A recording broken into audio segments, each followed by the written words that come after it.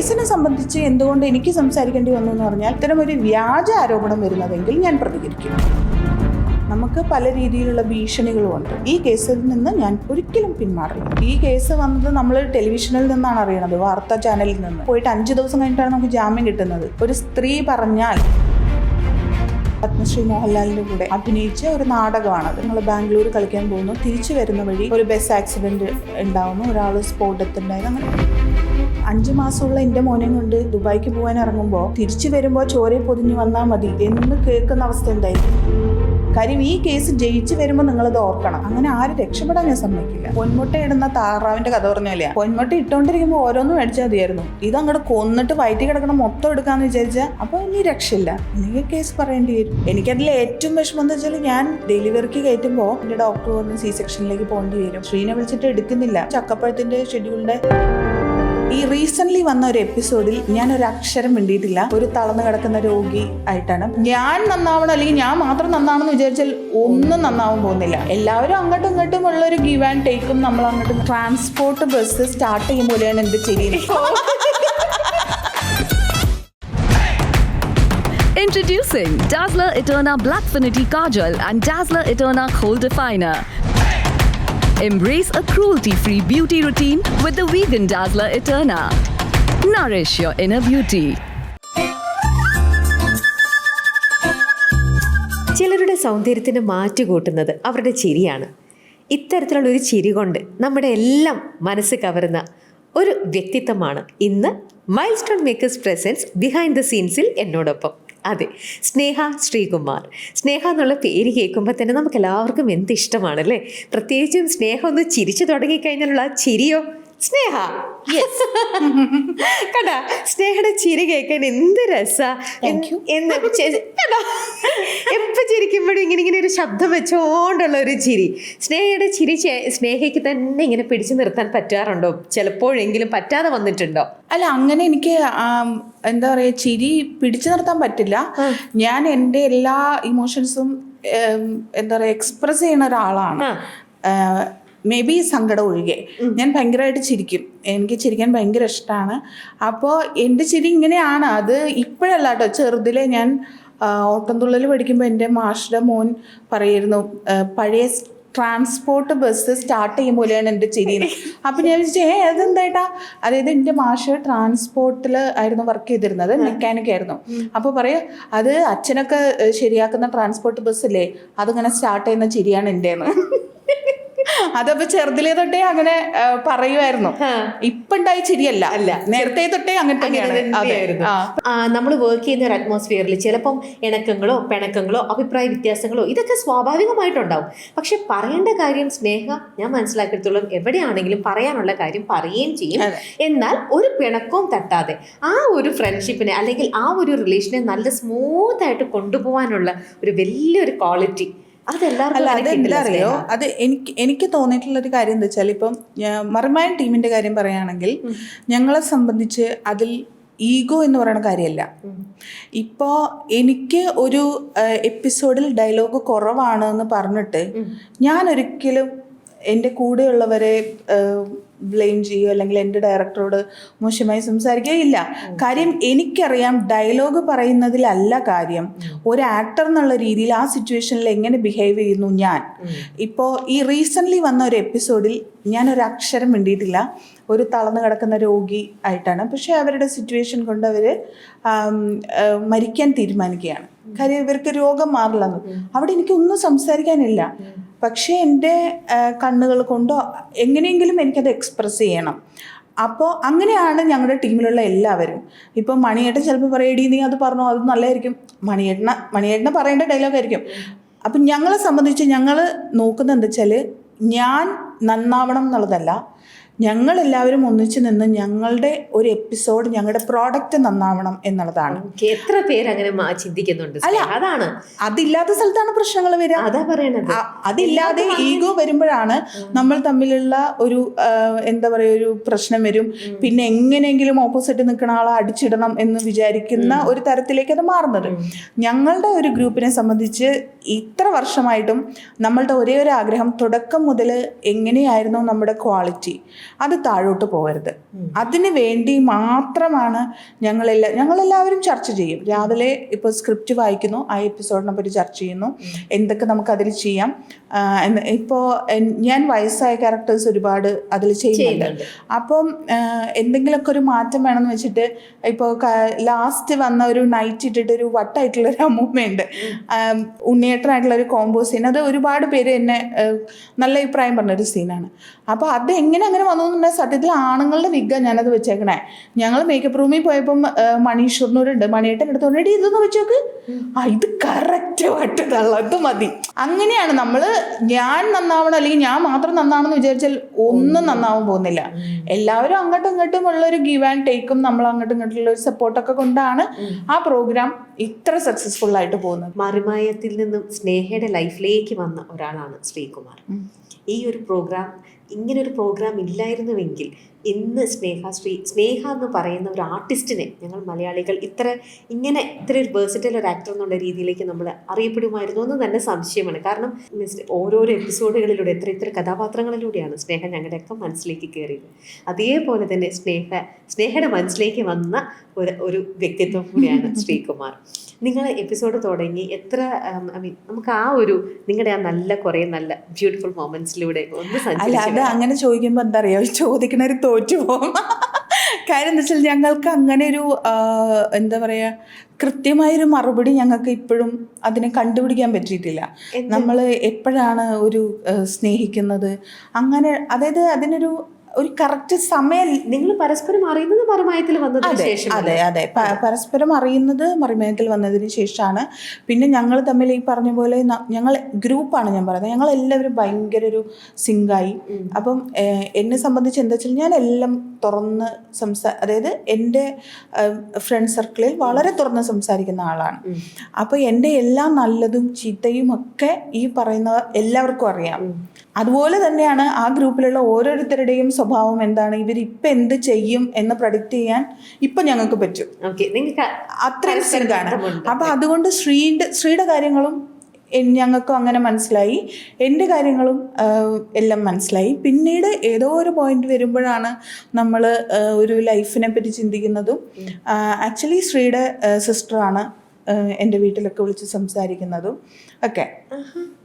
അതെ, അല്ല നിങ്ങൾക്ക് തമ്മിലൊരു സ്പാർക്ക് തോന്നിയിട്ടല്ലേ? അതെ, ഉറപ്പായിട്ടും അതെ. അത് പക്ഷെ എപ്പോ എങ്ങനെയെന്നൊന്നും ഓർമ്മയില്ല. എപ്പോഴോ എങ്ങനെയോ അടുത്തു.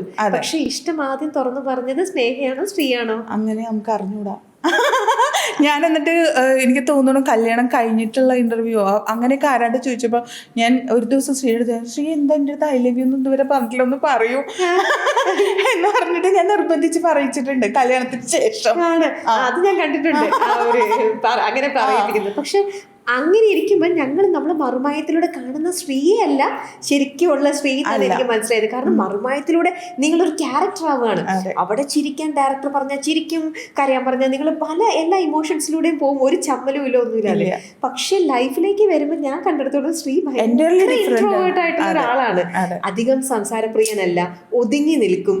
സഭയിൽ ഇപ്പം എന്താ പറയാ, നിങ്ങൾ തമ്മിലുള്ളത് നോക്കിക്കഴിഞ്ഞാൽ തന്നെ ഓപ്പോസിറ്റ് അല്ലേ നിങ്ങൾ. സ്നേഹ ഭയങ്കര ലൗഡായിട്ട് സംസാരിക്കും, ഇങ്ങനെ ഒരു ചിരിക്കൊടുക്കാൻ പറ്റും. പക്ഷെ ശ്രീ ഭയങ്കര ഒതുങ്ങിയിട്ടുള്ള ഒരാളാണ് അല്ലേ? അതെനിക്ക് നേരെ ഓപ്പോസിറ്റ് ആണ്. ശ്രീ അധികം സംസാരിക്കില്ല. പിന്നെ ശ്രീയുടേതായ ചില രീതികളുണ്ട്. നമ്മൾ ഒരിക്കലും നിങ്ങൾ ശ്രീയെ സ്ക്രീനിൽ കണ്ട ആളുമായിട്ട് ഒരിക്കലും താരതമ്യപ്പെടുത്താൻ പറ്റില്ല. നേരെ ഓപ്പോസിറ്റ് ആയിട്ടുള്ള വളരെ ചിട്ടയോടുകൂടി രാവിലെ എക്സസൈസ്, പിന്നെ പ്രാർത്ഥന, അതൊന്നും മറിമായത്തിൽ കണ്ടവർക്ക് അതൊന്നും ചിന്തിക്കാൻ പറ്റില്ല. ഭയങ്കര ചിട്ടയായിട്ട് പിന്നെ പാട്ട് പാടിക്കൊണ്ടിരിക്കും, അങ്ങനത്തെ ഒക്കെ ഒരാളാണ്. അപ്പൊ ശ്രീ ശരിക്കും അഭിനയിക്കുകയാണ്. എന്നാൽ സ്നേഹ മറുമയത്തിലൂടെ പല കഥാപാത്രങ്ങളിലൂടെ ജീവിക്കുകയാണ് എന്ന് തന്നെ പറയാം. ഇപ്പൊ പറഞ്ഞ ശ്രീ പാട്ട് പാടും, നന്നായിട്ട് പാടും. മറുമയത്തിലൂടെ ഒന്നും നമ്മൾ പാട്ട് പാടുന്ന ഒരു സീക്വൻസിൽ പോലും ഞാൻ വിചാരിക്കണു ഒരുപക്ഷെ കല്യാണം കഴിഞ്ഞതിന് ശേഷമാണ് ഞാൻ നിർബന്ധിച്ചിട്ട് ഞാനാണ് വീഡിയോ ഒക്കെ എടുക്കണേ, ചെറിയ ചെറിയ വീഡിയോ ഒക്കെ എടുത്തിട്ട് ഞാൻ പോസ്റ്റ് ചെയ്ത വീഡിയോസ് ആയിരിക്കും ഒരുപക്ഷെ ശ്രീ പാടും എന്നുള്ളതൊക്കെ വന്നിട്ടുണ്ടാവുക. നന്നായിട്ട് ഡാൻസ് ചെയ്യും, അത് ഇതുവരെ എനിക്ക് കാണിക്കാൻ പറ്റില്ല. ഇനി എവിടെങ്കിലും വീഡിയോ എടുത്തിട്ട് കാണിക്കണം. അത് ശ്രീ ഷൈ ആണോ ഇതൊക്കെ? ശ്രീ പൊതുവെ ഒരു ഒതുങ്ങിയ ടൈപ്പാണ്. ഭയങ്കര ഒതുങ്ങിയ ഒരു ഇതാണ്. ഇപ്പം നമ്മുടെ ഇന്റർവ്യൂസ് എടുത്ത് നോക്കിയാൽ അറിയാം, ഞാൻ ഇങ്ങനെ ഇരുന്ന് പറയും, അത് അവിടെ മിണ്ടാതിരിക്കും. അപ്പൊ ആൾക്കാർ ഈ പെണ്ണ് എന്തിനായി കിടന്ന് പറയണേ, ഇങ്ങനെ ഇരിക്കും. അപ്പൊ ഞാൻ ഇടയ്ക്ക് ശ്രീ എടുത്തേക്കും. അപ്പൊ ശ്രീ പറയും, അത് എന്താ പറയണ്ടേ, നീ പറയണ്ടല്ലോ. പിന്നെ ശ്രീ പറയും, എനിക്കിടയ്ക്ക് വാക്കുകൾ കിട്ടില്ല എന്നൊക്കെ പറയും. അപ്പൊ വീട്ടിലും എപ്പോഴും സ്നേഹയുടെ ശബ്ദം മാത്രമേ വീടിന്റെ ചുമരുകൾക്കുള്ളിൽ കേൾക്കാൻ പറ്റുന്നുണ്ടാവുള്ളൂ. അപ്പൊ നിങ്ങൾ വഴക്കൊക്കെ തീരെ കുറവാണ്. അയ്യോ, വഴക്കൊക്കെ ഉണ്ടാവും, വഴക്കൊക്കെ ഉണ്ടാവും. രണ്ടു കൈ കൂടെ അടിക്കണ്ടേ? അല്ലല്ല, വഴക്കൊക്കെ ഉണ്ടാവും. കാര്യം എന്തൊക്കെ സംഭവിച്ചാലും നമ്മൾ രണ്ട് സ്വഭാവക്കാരാണ്, രണ്ട് രീതിക്കാരാണല്ലോ. അപ്പൊ എന്തായാലും വഴക്കുണ്ടാവും. പക്ഷെ ഈ പറഞ്ഞ പോലെ എന്റെ ശബ്ദമായിരിക്കും ഉയർന്നു കേൾക്കുന്നത്. ശ്രീ മിണ്ടാതിരിക്കും, ശ്രീ മിണ്ടാതിരുന്നാളെ. എനിക്കാണെങ്കിൽ മിണ്ടായിരിക്കാൻ പറ്റില്ല, എനിക്ക് ശ്വാസം മുട്ടും. കുറേ നേരം ശ്രീ മിണ്ടിയിട്ടില്ലെങ്കിൽ എനിക്ക് ഭയങ്കര പ്രശ്നമാണ്. അതുകൊണ്ട് എന്ത് വഴക്കായാലും ഞാൻ തന്നെ ആയിരിക്കും പോയിട്ട് മിണ്ടുക. എന്നിട്ട് എപ്പോഴെങ്കിലും ശ്രീ പറഞ്ഞിട്ടുണ്ട്, എന്റെ പൊന്ന് സ്നേഹ, നീ ഒന്നൊരു അല്പസമയം മിണ്ടാണ്ടിരിക്കും? അതെപ്പോഴും എന്നോട് പറയും, നീ എന്തിനാ ഇങ്ങനെ ഒച്ച എടുക്കണേ, എന്തിനാ ഒച്ച എടുക്കണേ, എന്തിനാ അത് പറഞ്ഞാൽ പോരേന്ന് ചോദിക്കും. ഞാൻ പറയും, പിന്നെ എനിക്ക് ദേഷ്യം വന്ന ഒച്ച എടുക്കണ്ടേ. ഞാനാണ് ഭയങ്കരമായിട്ട് ശബ്ദം എടുക്കുന്ന ഒരാള്. പക്ഷെ ഇത്തരത്തില് ഈ സ്വഭാവത്തിൽ രണ്ട് എക്സ്ട്രീമിൽ നിൽക്കുന്ന ആൾക്കാരാണ് നിങ്ങൾ.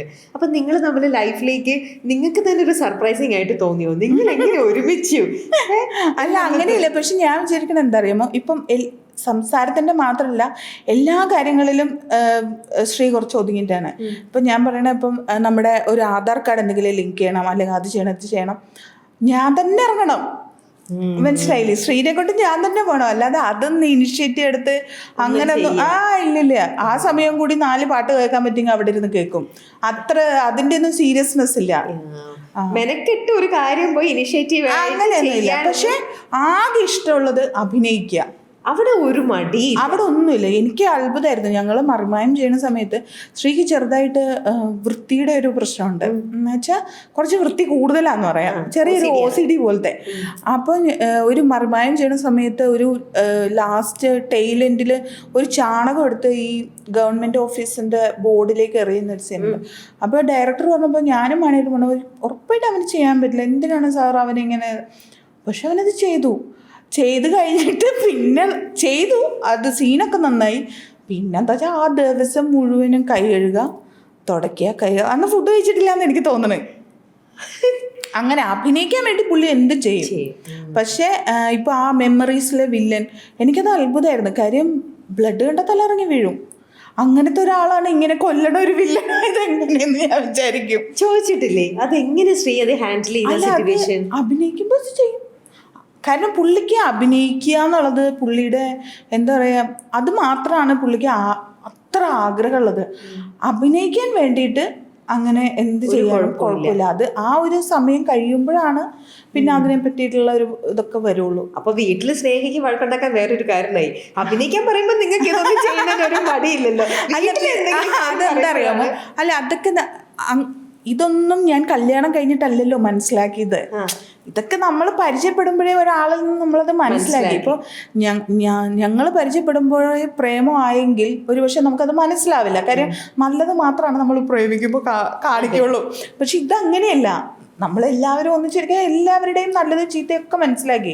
അപ്പോൾ എനിക്കതുകൊണ്ട് അത് പ്രശ്നമില്ല. കാര്യം എനിക്കറിയാം പുള്ളിക്ക് അഭിനയിക്കാനാണ് ഇഷ്ടം, അതെന്താ വെച്ചാൽ അത് ചെയ്തോട്ടെ എന്നുള്ളൊരു ഇതാണ്. അതിനു വേണ്ടി മാക്സിമം പുള്ളിക്ക് എന്ത് സപ്പോർട്ടാണോ കൊടുക്കാൻ പറ്റുക അത് ഞാൻ ചെയ്ത് കൊടുക്കാറുമുണ്ട്. അങ്ങനെ ഞാൻ അത്തരം കാര്യങ്ങളിലൊന്നും എനിക്ക് അങ്ങനെ പരാതി അതൊന്നും ഞാൻ പറയാറില്ല.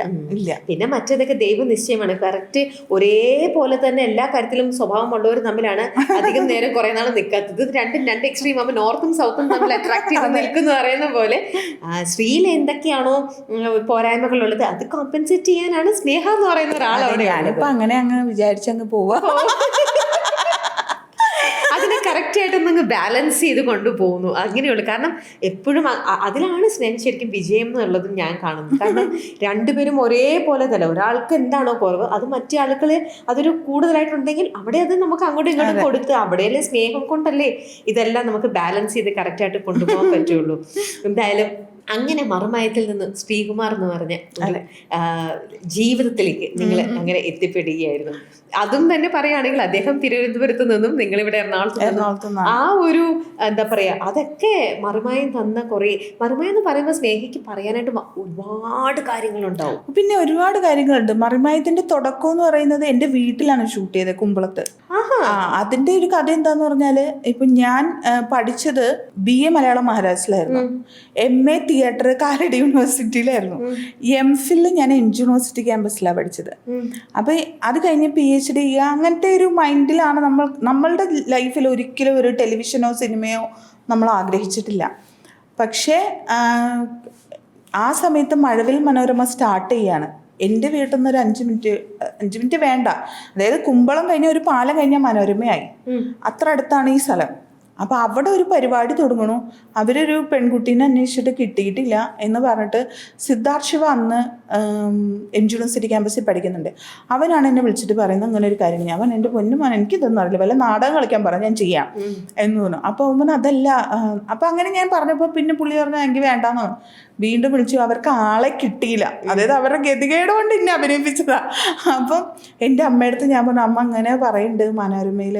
അപ്പോൾ ആ ഫസ്റ്റ് എപ്പിസോഡ് ഒരു മുസ്ലിം ക്യാരക്ടറാണ്, വീട്ടിലാണ് ഷൂട്ട് ചെയ്യേണ്ടത്. അപ്പോൾ അവർ പറഞ്ഞു മനോരമ പനമ്പിളിനാറ് മനോരമയുടെ അടുത്ത് ഒരു ഫ്ലാറ്റ് ഉണ്ട്, അവിടെയാണ് അവർ ഷൂട്ട് ചെയ്യണമെന്ന്. അപ്പം എൻ്റെ അമ്മ പറ്റില്ല, ഫ്ലാറ്റിലൊന്നും പോയി ഷൂട്ട് ചെയ്യാൻ പറ്റില്ല. അപ്പോൾ അതിൻ്റെ ഡയറക്ടറിനും അതല്ല, നമുക്കൊരു വീടല്ലേ വേണ്ടൂ, ഞങ്ങളുടെ വീട്ടിൽ ഒന്ന് ഷൂട്ട് ചെയ്തോ. അങ്ങനെ ഞങ്ങളുടെ കുമ്പളത്തെ വീട്ടിൽ വന്നിട്ടാണ് വിനോദ് കോവൂരും ഞാനും കൂടിയിട്ടുള്ള ഒരു ടെലിഫോൺ എക്സ്ചേഞ്ചിന്റെ എപ്പിസോഡ് ഷൂട്ട് ചെയ്യുന്നത്. ആ ഒറ്റ എപ്പിസോഡ് എന്ന് പറഞ്ഞാണ് ഞാൻ അഭിനയിക്കുന്നത് സത്യത്തിൽ. പക്ഷേ അത് ചാനൽ ലോഞ്ചിങ് ആയതുകൊണ്ട് ഏതാണ്ട് 1 മാസത്തോളം ഈ ഒരു ഒറ്റ എപ്പിസോഡ് അവർ ടെലികാസ്റ്റ് വിട്ടു. അതായത് എങ്ങനെയാവും എന്ന് അറിഞ്ഞിട്ടൊക്കെയാണല്ലോ ചാനലിൽ ഷൂട്ട് ചെയ്യുള്ളൂ. പക്ഷെ അത് ടെലികാസ്റ്റ് പോയപ്പോഴത്തേക്കും എൻ്റെ മാഷന്മാരും പല സ്ഥലങ്ങളിൽ നിന്നുള്ള ആൾക്കാർ വിളിച്ചിട്ട് പറഞ്ഞു, ഗംഭീര പരിപാടി, ഇതുവരെ കാണാത്തൊരു എന്ന് വെച്ചാൽ ഭയങ്കര പുതുമയായിരുന്നു മറിമയത്തിന്. ഇതായിരുന്നു. പിന്നെ ഒരു സീരിയലിൻ്റെ പാറ്റേൺ അല്ല. അപ്പം ഞാൻ പഠിച്ചത് തിയേറ്റർ ആയതുകൊണ്ട് തന്നെ എൻ്റെ മാഷന്മാർക്ക് അത് ഭയങ്കര ഒരു ഹാപ്പിനെസ് ആയിരുന്നു. കാര്യം ഇംപ്രവൈസ് ചെയ്യാനുള്ള ഒരു സ്ഥലമാണ്, ഒരു ആക്ടർ എന്നുള്ള രീതിയിൽ നന്നായിട്ട് നിനക്ക് ചെയ്യാൻ പറ്റും. അപ്പോൾ അത് കണ്ടിന്യൂ ചെയ്യും. അങ്ങനെയാണ് പോയിട്ട് 2ാമത്തെ എപ്പിസോഡ് ചെയ്ത് ഈ 15 വർഷം ഞാൻ അവിടെ നിൽക്കണേ. വളരെ അമ്മയുടെ ആ ഒരു ഇതെങ്ങനെ മാറി. അല്ല, അമ്മയ്ക്ക് ആദ്യത്തെ എപ്പിസോഡില് ഇവരൊക്കെ വീട്ടിൽ വന്നപ്പോ കാര്യം പിടികിട്ടി. മറ്റേതെന്താ വെച്ചാൽ നമുക്ക് അറിയാത്തൊരു ഫീൽഡാണ് ഈ സിനിമ സീരിയൽ എന്ന് പറഞ്ഞാൽ, നമുക്ക് അറിയില്ല. അപ്പൊ അതുകൊണ്ട് അമ്മ ഒന്നും അത് പറ്റില്ല, ഇവിടെ ഒന്ന് ചെയ്തു, അപ്പൊ പ്രശ്നമില്ലല്ലോ. പിന്നെ അമ്മക്ക് ഇവരെയൊക്കെ പരിചയമായി, അപ്പൊ കുഴപ്പമില്ല. പിന്നെ വേറെ സ്ഥലങ്ങളിലൊക്കെ പോയി ഷൂട്ട് ചെയ്ത് പിന്നെ അമ്മയ്ക്ക് കുഴപ്പമൊന്നുമില്ല. പിന്നെ അത് കഴിഞ്ഞ് നമ്മള് സിനിമകളിലേക്കൊക്കെ പോകുമ്പോഴത്തേക്കും ലൊക്കേഷനിലൊക്കെ അമ്മ വരുമായിരുന്നു. അങ്ങനെ പിന്നെ പ്രശ്നങ്ങളൊന്നും. എന്നിട്ട് ഇതേ അമ്മ മകളുടെ വ്യത്യസ്ത കഥാപാത്രങ്ങൾ ഇങ്ങനെ കാണുകയാണ്. അപ്പൊ അമ്മ കൂടി ഇരുന്ന് ഇങ്ങനെ ചിരിക്കുവോ അമ്മ കാണും? അല്ല, അമ്മ അത് നന്നായിട്ട് ആസ്വദിക്കും. പിന്നെ അതിനേക്കാൾ കൂടുതൽ അമ്മയുടെ അടുത്ത് ഇങ്ങനെ ഓരോ അഭിപ്രായം പറയല്ലോ, അതൊക്കെ വിളിച്ച് എൻ്റെ അടുത്ത് പറയും. അവരിങ്ങനെ പറഞ്ഞു, അവരങ്ങനെ പറഞ്ഞു. പിന്നെ ഈ അമ്മുമ്മയാണെന്നൊക്കെ അമ്മയ്ക്ക് ഭയങ്കര ഇഷ്ടമാണ്. കാര്യം അമ്മയുടെ അമ്മേനെ അമ്മയ്ക്ക് കാണാമല്ലോ. അതെപ്പോഴും പറയും എൻ്റെ അടുത്ത്, അതുപോലെയാണ് എന്നൊക്കെ പറഞ്ഞിട്ട്. അങ്ങനെ അമ്മയ്ക്ക് അത് ഭയങ്കര ഹാപ്പിനെസ് ആണ്. അമ്മയെ സംബന്ധിച്ച് ഞങ്ങൾ രണ്ടുപേരും ഒരു കലാഫീൽഡിൽ നിൽക്കണം എന്നുള്ളത് മാത്രമായിരുന്നു നമ്മുടെ ആഗ്രഹം. അങ്ങനെ തന്നെയായി. ചേച്ചി ഡാൻസ് ടീച്ചറാണ്. അപ്പം അതുകൊണ്ട് അമ്മ ഭയങ്കര ഹാപ്പിയാണ്. അങ്ങനെ മറുമയത്തിലെ ഓരോ കഥാപാത്രങ്ങളും ഇങ്ങനെ ചാലഞ്ചിങ് ആയിട്ടുള്ള പല പല കഥാപാത്രങ്ങളിലൂടെ പോയി. അതിനുശേഷമാണെങ്കിലും അല്ലെങ്കിൽ അത് ചെയ്തുകൊണ്ടിരിക്കുമ്പോഴാണെങ്കിലും തീർച്ചയായിട്ടും സ്നേഹയെ തേടിയിട്ട് പല മറ്റുള്ള പരമ്പരകളായിക്കോട്ടെ, സിനിമകളിലൂടെ ആയിക്കോട്ടെ, മറ്റുള്ള പല ഇതും വന്നിരെങ്കിലും ഒരിക്കലും സ്നേഹ ഇത് വിട്ടിട്ട് വേറൊരു ഇതിനെക്കാട്ടിലും ചിലപ്പോൾ നമ്മളെ കൊതിപ്പിക്കുന്ന തരത്തിലുള്ള കഥാപാത്രം വേറെ വന്നിരിക്കാം. പക്ഷെ ഇത് വിട്ടിട്ട് പോകാൻ സ്നേഹ ഒരിക്കലും തയ്യാറായിരുന്നില്ല, അല്ലേ? അല്ല, അതല്ല എന്ന് പറഞ്ഞാൽ ഇപ്പം ഞാൻ മാത്രമല്ല, നമ്മുടെ ടീമിലുള്ള ആരും അതിന് തയ്യാറല്ല എന്നുള്ളതാണ്. കാര്യം എന്താ വെച്ചാൽ ഇപ്പം മറിമായം ഹിറ്റായ സമയത്ത് മലയാളത്തിലെ തന്നെ പല വലിയ ചാനലുകളും നമുക്ക് വമ്പൻ ഓഫറുകൾ തന്നു. ടീമായിട്ട് പോകാൻ വേണ്ടിയിട്ട്.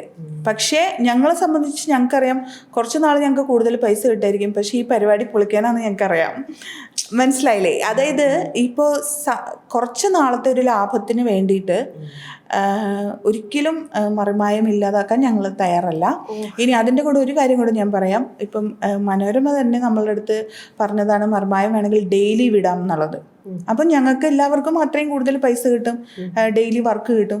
പക്ഷെ അപ്പോഴും ഞങ്ങൾ ആ മീറ്റിങ്ങിൽ പറഞ്ഞ എന്താ വെച്ചാൽ ഞങ്ങൾ ക്വാളിറ്റി കോംപ്രമൈസ് ചെയ്യാൻ റെഡിയല്ല. ഞങ്ങൾക്ക് മറിമായം നിന്ന് പോകുന്നതിനോട് നമുക്ക് പറ്റില്ല. അതുകൊണ്ട് വീക്ക്ലി 2 തന്നെ മതി. ഞങ്ങൾക്ക് അത്രയും നന്നായിട്ട് ആൾക്കാരിലേക്ക് അത് എത്തിക്കണം. അതായത് പെട്ടെന്ന് ഷൂട്ട് ചെയ്യുമ്പോൾ അതിൽ നമുക്ക് പല കോംപ്രമൈസുകളും ചിലപ്പോൾ വേണ്ടി വരും. ഇപ്പം ഞങ്ങളെ സംബന്ധിച്ച് ഇന്നിപ്പം 90 വയസ്സാണെങ്കിൽ അടുത്ത എപ്പിസോഡിൽ 18 വയസ്സായിരിക്കും. അപ്പോൾ പക്ഷേ ഈ ഡെയിലി എപ്പിസോഡുകൾ വരുമ്പോൾ എന്ന് വെച്ചാൽ ചിലപ്പോൾ അവിടെ ഇവിടെയൊക്കെ കട്ട് ചെയ്തൊക്കെ എടുക്കേണ്ടി വരും. അപ്പോൾ ഈ ക്യാരക്ടർ മാറുന്നതും അതെല്ലാം പ്രശ്നം വരും. അപ്പം നമ്മൾ തന്നെയാണ് അങ്ങോട്ട് പറഞ്ഞാൽ ഞങ്ങൾക്ക് ഡെയിലി വേണ്ട, ഞങ്ങൾക്ക് 2 ദിവസം മതി, പക്ഷെ അത് നല്ല വൃത്തിയായിട്ട് വിട്ടാൽ മതി. അതിനെ സംബന്ധിച്ച് മറിമായത്തിനെ സംബന്ധിച്ച് ഞങ്ങൾക്ക് ഒരു ഫിനാൻഷ്യൽ ലാഭം എന്നുള്ളതിനെക്കാട്ടിൽ കൂടുതൽ അത് ഞങ്ങളുടെ ഒരു കുഞ്ഞാണ്. ഉറപ്പായിട്ടും മനോരമയോട് അതിന് ഞങ്ങൾക്ക് നന്ദിയുണ്ട്. പക്ഷെ എങ്കിൽ പോലും അതിൻ്റെ വളർച്ചയിൽ ഞങ്ങൾക്ക് വലിയ പങ്കുണ്ട് എന്ന് വിശ്വസിക്കുന്ന ആൾക്കാരാണ് ഞങ്ങൾ. അപ്പോൾ അതിനെ നശിപ്പിക്കാൻ ഞങ്ങൾ തയ്യാറല്ല. എല്ലാവരും ഒരേ മനസ്സോടെ അതിനെ കാണുന്നത് തന്നെയാണ് സ്നേഹ അതിന്റെ ഒരു വിജയം എന്ന് പറയുന്നത്. ഇപ്പൊ തന്നെ സ്നേഹ ഇത് പറയുമ്പോൾ തന്നെ എനിക്ക് മനസ്സിലാക്കാവുന്നതുള്ളൂ, ഈ മറിമായത്തിന് വേണ്ടിയിട്ട് സ്നേഹ എത്രയോ അവസരങ്ങൾ വേണ്ടാന്ന് വെച്ചിട്ടുണ്ടാവണം.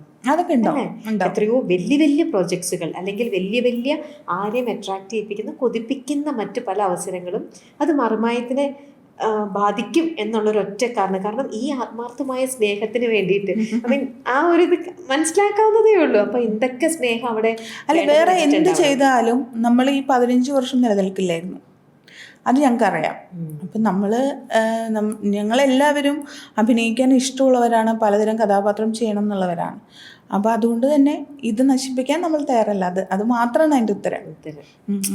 ബ്യൂട്ടിഫുൾ. എന്തായാലും ആ ഒരു ഒത്തൊരുമ, ആ യൂണിറ്റി ഇതേപോലെ തന്നെ നല്ല രീതിയിൽ പോട്ടെ. മറിമായത്തിന്റെ ആ ഒരു യൂണിറ്റി അങ്ങനെ തന്നെ. അതിനുശേഷം ശ്രീകുമാർ അതിൽ നിന്ന് അങ്ങ് മാറി പിന്നീട് വേറൊരു പരമ്പരയിലേക്ക് പോവുകയാണ് ഉണ്ടായത്. അപ്പൊ എന്തുകൊണ്ട് അദ്ദേഹം അതിൽ നിന്ന് മാറാൻ കാരണം? അല്ല, അത് മാറാൻ കാരണം എന്ന് പറഞ്ഞാൽ നിങ്ങൾ ഒരുമിച്ച് കല്യാണം കഴിഞ്ഞോണ്ട് ഇനി ഒരുമിച്ച് ചെയ്യണ്ടെന്നുള്ളൊരു ഡിസിഷൻ? കല്യാണമൊക്കെ തീരുമാനിക്കുന്നതിന് മുമ്പേ പോയിട്ടുണ്ട്. അതെ, പിന്നീടാണെങ്കിലും അദ്ദേഹം അതിൽ ജോയിൻ ചെയ്യാത്തതോ? ഇല്ല. പിന്നീട് പുള്ളി ഇങ്ങോട്ട്, അതായത് മറിമായത്തിന്റെ ഡയറക്ടർ ആർ ഉണ്ണികൃഷ്ണനായിരുന്നു. പുള്ളിയാണ് വീണ്ടും ഉപ്പുമുളക് ഇവിടെ സ്റ്റാർട്ട് ചെയ്യുന്നു. അപ്പം അതിലേക്ക് ശ്രീനെ വിളിക്കുന്നു. അപ്പം ശ്രീ അതിലേക്ക് വന്നു. കാര്യം ആദ്യത്തെ ഇതിനു മുമ്പുള്ള പല പരിപാടികളും പുള്ളിയുടെ കൂടെ ചെയ്തിട്ടുണ്ട് ശ്രീ. അപ്പോൾ അതുകൊണ്ട് തന്നെ പുള്ളിയോടുള്ള കമ്മിറ്റ്മെൻറ്റിൻ്റെ പേരിൽ തന്നെയാണ് ഉപ്പുമുളകിലേക്ക് വന്നത്. പിന്നെ അത് കഴിഞ്ഞ് കോവിഡ് സീസണൊക്കെ കഴിഞ്ഞ് വീണ്ടും ഫ്ലവേഴ്സിൽ തന്നെ ചക്കപ്പഴം സ്റ്റാർട്ട് ചെയ്യുന്നു. അത് ഡെയിലി ആയിരുന്നു. എന്ന് വെച്ചാൽ അനങ്ങാൻ ലീവ് എടുക്കില്ല ശ്രീ. അങ്ങനെ ഒരു പ്രശ്നമുണ്ട്. ശ്രീ ഷൂട്ട് തുടങ്ങിക്കഴിഞ്ഞാൽ എന്തെന്ന് പറഞ്ഞാലും ലീവ് എടുക്കില്ല. എനിക്കതിൽ ഏറ്റവും വിഷമം എന്ന് വെച്ചാൽ ഞാൻ എൻ്റെ ഡെലിവറിക്ക് കയറ്റുമ്പോൾ നോർമൽ പെയിൻ ആയിരുന്നു. അപ്പോൾ എന്നെ ഉച്ച കഴിഞ്ഞപ്പോഴത്തേക്ക് എൻ്റെ ഡോക്ടർ പറഞ്ഞു C-സെക്ഷനിലേക്ക് പോകേണ്ടി വരും. അപ്പോൾ ഹസ്ബൻഡിൻ്റെ കൺസെൻറ്റ് വേണമല്ലോ. ഈ ലൈവ് റെക്കോർഡിങ് ആയതുകൊണ്ട് നമ്മൾ ഫോൺ മാറ്റി വെക്കും. ശ്രീനെ വിളിച്ചിട്ട് എടുക്കുന്നില്ല. അപ്പം ശ്രീ അന്ന് ചക്കപ്പഴത്തിൻ്റെ ഷെഡ്യൂളിൻ്റെ ലാസ്റ്റ് ദിവസമാണ്. ശ്രീ പോയിട്ടില്ലെങ്കിൽ എന്തോ ഇതാണെന്നൊക്കെ പറഞ്ഞിട്ട് ശ്രീ അന്ന് പോയി. അപ്പോൾ എനിക്ക് ആ സങ്കടം എനിക്കിപ്പോഴും മാറിയിട്ടില്ല. ഞാൻ എപ്പോഴും ശ്രീയുടെ അടുത്ത് പറയും, എൻ്റെ ഡെലിവറി ദിവസമെങ്കിലും ഒന്ന് വരേണ്ടതായിരുന്നില്ലേ എന്ന് ഞാൻ എപ്പോഴും പറയും. ശരിക്കും എന്ന് വെച്ചാൽ അത്രയ്ക്ക് പുള്ളി അഭിനയിക്കുക എന്ന് പറഞ്ഞാൽ അതിൽ അത്രയും കമ്മിറ്റ്മെൻ്റ് ആണ്. എന്തെന്ന് പറഞ്ഞാൽ ഇപ്പോൾ ഒരു ചെറിയ വയ്യായിക പോവാതിരിക്കില്ല, പോവും. അപ്പം ഈ C-സെക്ഷനിലേക്ക് പിന്നെ എങ്ങനെ ഹസ്ബൻഡ് കൺസേൺ? അത് കഴിഞ്ഞ് പിന്നെ അമ്മ ഒപ്പിട്ട് കൊടുത്തു. അപ്പൊ ഒരുപക്ഷെ കുഞ്ഞുണ്ടായതും ശ്രീ അപ്പറിഞ്ഞിട്ടുണ്ടാവില്ല. സെറ്റിലാണ് അറിഞ്ഞത്. അല്ല, അന്നേരം അറിഞ്ഞോ? ഫോൺ എടുത്തോ? അത് കഴിഞ്ഞിട്ട് പിന്നെ ഇവിടുന്ന് എൻ്റെ ഒരു ഫ്രണ്ട് ഉണ്ടായിരുന്നു. അവള് വിളിച്ചിട്ട് സെറ്റിലുള്ള മറ്റൊരാളുടെ അടുത്ത് ഫോൺ എടുക്കാൻ പറഞ്ഞു. അങ്ങനെ ഫോൺ എടുത്തു. ആ സീൻ തീർത്തിട്ടാണ് പക്ഷെ ഹോസ്പിറ്റലിൽ വന്നത്. അതെ, പണി തീർത്തിട്ടാണ്. ഇത് പറഞ്ഞപ്പോഴാണ് ഓർത്തത്, പ്രഗ്നൻസിയുടെ ഒരു കഥ കേട്ടിട്ടുണ്ട്. സ്നേഹ തന്നെ പറഞ്ഞിരിക്കുന്ന ഒരു കഥ കേട്ടിട്ടുണ്ട്. ഡോക്ടറിനെ കാണാനായിട്ട്, ഗൈനക്കോളജിസ്റ്റിനെ കാണാനായിട്ട് ചെന്നപ്പോൾ തന്നെ സ്നേഹ പറഞ്ഞിരുന്നു സ്നേഹയ്ക്ക് ഫുഡ് പോയിസൺ ആണ്. അല്ല ഡോക്ടർ, അതായത് എൻ്റെ അന്നത്തെ സിറ്റുവേഷൻ വെച്ചാൽ ഞാൻ മറിമായം ഷൂട്ടിലാണ്. മറിമായം ഷൂട്ട് കഴിഞ്ഞാൽ പിറ്റേ ദിവസം എനിക്ക് ദുബായിക്ക് പോകണം ഒരു പ്രോഗ്രാമിന്. അപ്പോൾ എനിക്ക് നെഞ്ചിരിച്ചിൽ, ഭയങ്കര നെഞ്ചരിച്ചിൽ പോലെ എനിക്ക് തോന്നണേ. അപ്പം എന്നോട് റിയാസൊക്കെയൊക്കെ പറഞ്ഞിട്ട് ഇനി ഫുഡിൻ്റെ എന്തെങ്കിലും, അപ്പം ഞാൻ പറഞ്ഞു എനിക്ക് ഫുഡിൻ്റെ തോന്നണേ ഒന്നും കഴിക്കാൻ പറ്റുള്ള നെഞ്ചരിച്ചിലാണ് എനിക്ക് തോന്നണേന്ന് പറഞ്ഞു. അങ്ങനെ അവസാനം നമ്മളുടെ തന്നെ ഒരു ഫാമിലി ഫ്രണ്ടായിട്ടുള്ളൊരു ഡോക്ടറുണ്ട്. അപ്പം ഇങ്ങനെ വിളിച്ചു ചോദിച്ചപ്പോൾ ഡോക്ടർ പറഞ്ഞു പെട്ടെന്ന് ബ്ലഡ് ടെസ്റ്റ് ചെയ്യേ, അത് പ്രഗ്നൻസിയുടെ ആണെന്ന് തോന്നുന്നു. ഞാൻ ഇല്ല ഡോക്ടർ, നാളെ ദുബായ് പോലെ. എനിക്ക് ഫുഡിന്റെ പ്രശ്നമാണേ, സെറ്റിൽ നിന്ന് ഫുഡ് കഴിച്ചിട്ടാന്നേ. അപ്പൊ എന്റെ അപ്പോഴത്തെ ടെൻഷൻ എന്താ അറിയോ, ദുബായിൽ പോയാൽ നല്ല നല്ല ഫുഡ് കഴിക്കണം, ഇത് ശരിയാക്കിയിട്ട് വേണം പോവാനുള്ളതായിരുന്നു. അല്ലാതെ ഡോക്ടർ പറഞ്ഞിട്ടല്ല ഞാൻ പോയി ചെക്ക് ചെയ്യണം. അങ്ങനെ ഞാൻ പോയിട്ട് ബ്ലഡ് ടെസ്റ്റിന് കൊടുത്തു, തിരിച്ച് ഷൂട്ടിന് വന്നു. ആ ബ്ലഡ് ടെസ്റ്റിൽ ഡോക്ടർ കൺഫേം ചെയ്തത് ഇതാണ്. അപ്പോൾ പിന്നെ നമുക്ക് ഇതായി പിറ്റേ ദിവസം ദുബായി പോകണം. അപ്പോൾ അതെങ്ങനെ ഒറ്റയ്ക്ക് പോകാനാണ് ഞാൻ പ്ലാൻ ചെയ്തിരുന്നത്. എൻ്റെ പൊന്ന് പിറ്റേ ദിവസമല്ല, പിറ്റേ ദിവസം പിന്നെ ഒരു ഓട്ടോ ആയിരുന്നു. ഞാൻ പറഞ്ഞല്ലോ ശ്രീയുടെ ഉത്തരവാദിത്തം. ശ്രീയുടെ പാസ്പോർട്ട് വിസയ്ക്ക് അയച്ചപ്പോൾ അവർ പറയണ 6 മാസത്തെ വാലിഡിറ്റി ഇല്ലെന്ന്. പിന്നെ നമ്മൾ പാസ്പോർട്ട് ഓഫീസിൽ വിളിക്കുന്നു, ഇത് എമർജൻസിയിൽ പാസ്പോർട്ട് എടുക്കാനുള്ള കാര്യങ്ങൾ ചെയ്യുന്നു, ഭയങ്കര എമർജൻസിയാന്നൊക്കെ പറഞ്ഞ് ചെയ്ത് കഴിഞ്ഞപ്പോൾ ശ്രീയുടെ അഡ്രസ്സ് തിരുവനന്തപുരത്തേക്ക് അയക്കുള്ളൂ. അപ്പം ഞാൻ എറണാകുളത്ത് കാര്യം ഇത് എനിക്കറിയാം, കരിങ്ങാച്ചിറയിൽ എറണാകുളത്ത് പോയിട്ടാണല്ലോ അത് അങ്ങോട്ടും ഉള്ളൂ. എറണാകുളത്ത് നമുക്ക് പരിചയമുള്ള ആൾക്കാരുണ്ട്. ഞാൻ ആ മേഡത്തിനെ വിളിച്ചോളൂ, മേഡം എന്തെങ്കിലും ഒന്ന് ചെയ്യും, ഞാൻ ഇങ്ങനെ പ്രഗ്നൻ്റ് ആണെങ്കിൽ നാളെ ഒന്നും ചെയ്യാൻ പറ്റില്ല, പാസ്പോർട്ട് ആയതുകൊണ്ടാണ്. ഇത് തിരുവനന്തപുരത്ത് എത്തി കേട്ടോ, ഒരു ദിവസം കൊണ്ട് തിരുവനന്തപുരത്ത് എത്തി. അപ്പം ശ്രീയുടെ ചേച്ചി ഇവിടെ ഉണ്ട്, ചേച്ചി മേടിക്കാം എന്നുള്ളതിലേ കയ്യിൽ കൊടുക്കുള്ളൂ, വേറെ കൊടുക്കില്ല. നേരിട്ട് ഇവനിവിടെ ഷൂട്ടിൽ ചക്കപ്പഴം, അപ്പഴും ചക്കപ്പഴം. ഞാൻ പറയുന്നത് ഇപ്പോ എങ്ങനെ പോകും, പിന്നെ ഞാൻ ആ ഡയറക്ടറെ വിളിച്ചു, വിനോദിനെ വിളിച്ചിട്ട് ഞാൻ പറഞ്ഞു, വിനോദ് ഇങ്ങനെ ഒരു കേസുണ്ട്, എങ്ങനെയെങ്കിലും ഒന്ന് പറഞ്ഞു വിടുന്നു പറഞ്ഞിട്ട് ശ്രീയുടെ സീൻ തീർത്തിട്ട് പറഞ്ഞു വിട്ടു. അവിടെ ചെന്നപ്പോൾ പോസ്റ്റ് മറ്റേ സമയം കഴിഞ്ഞു. പിന്നെ അവിടെ നിന്ന് പിറ്റേ ദിവസം രാവിലെ അയാൾ സഹകരിച്ചു, പോസ്റ്റ്മാൻ രാവിലെ കൊടുത്ത് തിരിച്ചു വന്ന് അപ്പം തന്നെ അവിടുന്ന് ഫോട്ടോ എടുത്ത് അയച്ചു. ഏത് വിസയ്ക്ക് അവിടുന്ന് അയച്ചു. അങ്ങനെ വേഗം വിസ കിട്ടുന്നു. പക്ഷെ അപ്പോഴും ഒരു ഫ്ലൈറ്റ് ഞങ്ങൾക്ക് പോകാൻ പറ്റിയില്ല.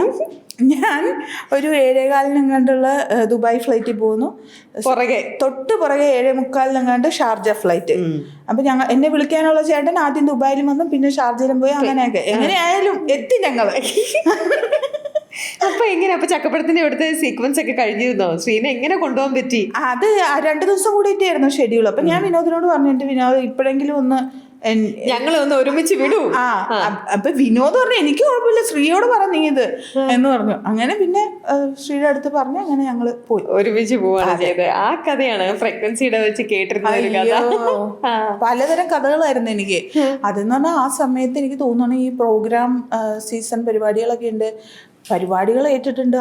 കേരളത്തിനകത്തുണ്ട്, പുറത്തുണ്ട്, ദുബായിലുണ്ട്, അവിടെയുണ്ട്, ഇവിടെയുണ്ട്. അപ്പം പിന്നെ നമ്മൾ ഈ സ്കാനിങ് ഒക്കെ നോക്കുമ്പോൾ എന്തോ പ്ലാസ്മ താഴെയെന്ന് എന്തൊക്കെയോ പറയുമല്ലോ, അങ്ങനത്തെ എന്തൊക്കെയോ പ്രശ്നങ്ങളുണ്ട്. പക്ഷെ എൻ്റെ ഡോക്ടർ വളരെ കൂളായിട്ട് നിർത്തുന്ന ഒരു ഡോക്ടറായിരുന്നു, ഡോക്ടർ സൂസൻ. ഡോക്ടറുടെ അടുത്ത് പറഞ്ഞു പോവാം, പക്ഷേ വെയിറ്റ് എടുക്കരുത്, കുനിയരുത്, അങ്ങനെ കുറച്ച് കാര്യങ്ങൾ, അതിൻ്റെ കാര്യങ്ങൾ പറഞ്ഞു. മറ്റേത് ഡോക്ടറാണെങ്കിലും ബെഡ് റെസ്റ്റ് എന്ന് പറഞ്ഞേനെ. പക്ഷെ ദൈവം സഹായിച്ച് ഞാൻ എന്താ പറയുക, ഫ്ലൈറ്റ് കമ്പനിക്കാർ പോവരുത് എന്ന് പറയും വരെ, ആ ദിവസം വരെ ഞാൻ യാത്ര ചെയ്തിട്ടുണ്ട്. 7th month വരെ ഞാൻ പോയിട്ടുണ്ട്, ഷോസ് ചെയ്തിട്ടുണ്ട്, ഷോസ് ഒക്കെ ചെയ്തിട്ടുണ്ട്. ഓക്കേ. മോന്റെ പേര് കേദാർ. ഇപ്പൊ 2 വയസ്സായി. ഓക്കെ. ആള് എങ്ങനെയാണ്? അച്ഛന്റെ സ്വഭാവമാണോ അമ്മയുടെ സ്വഭാവമാണോ? ഇപ്പൊ ഒന്നും പറയാറായിട്ടില്ല. ആൾക്ക് ഇഷ്ടം കൊട്ട്, പാട്ട്, പിന്നെ കഥകളി, ദുര്യോധനന്റെ അലർച്ചയൊക്കെ കാണിക്കും, അങ്ങനെയൊക്കെ ഉണ്ട്. പിന്നെ കല എന്തായാലും ഉണ്ടാവൂല, അച്ഛൻ്റെ അമ്മയുടെയും കലയിൽ ഇങ്ങനെ അവന്റെ ബ്ലഡിൽ. ഞാൻ ഇപ്പോ ദുര്യോധനവധം കഥയില് കളിച്ചിരുന്നു, പക്ഷെ എന്റേത് പുള്ളി കണ്ടില്ലാന്ന് തോന്നുന്നുണ്ട്. ദുര്യോധനം വേണ്ടത് മാത്രം ഓർമ്മയില്ല. ദുര്യോധനം വരുമ്പോ അലർച്ച ഉണ്ട് എന്നിട്ട് ഇവൻ ഓടി നടന്ന അലറ, അങ്ങനെ ആ രീതിയാണ് വീട്ടിൽ ഫുഡ്.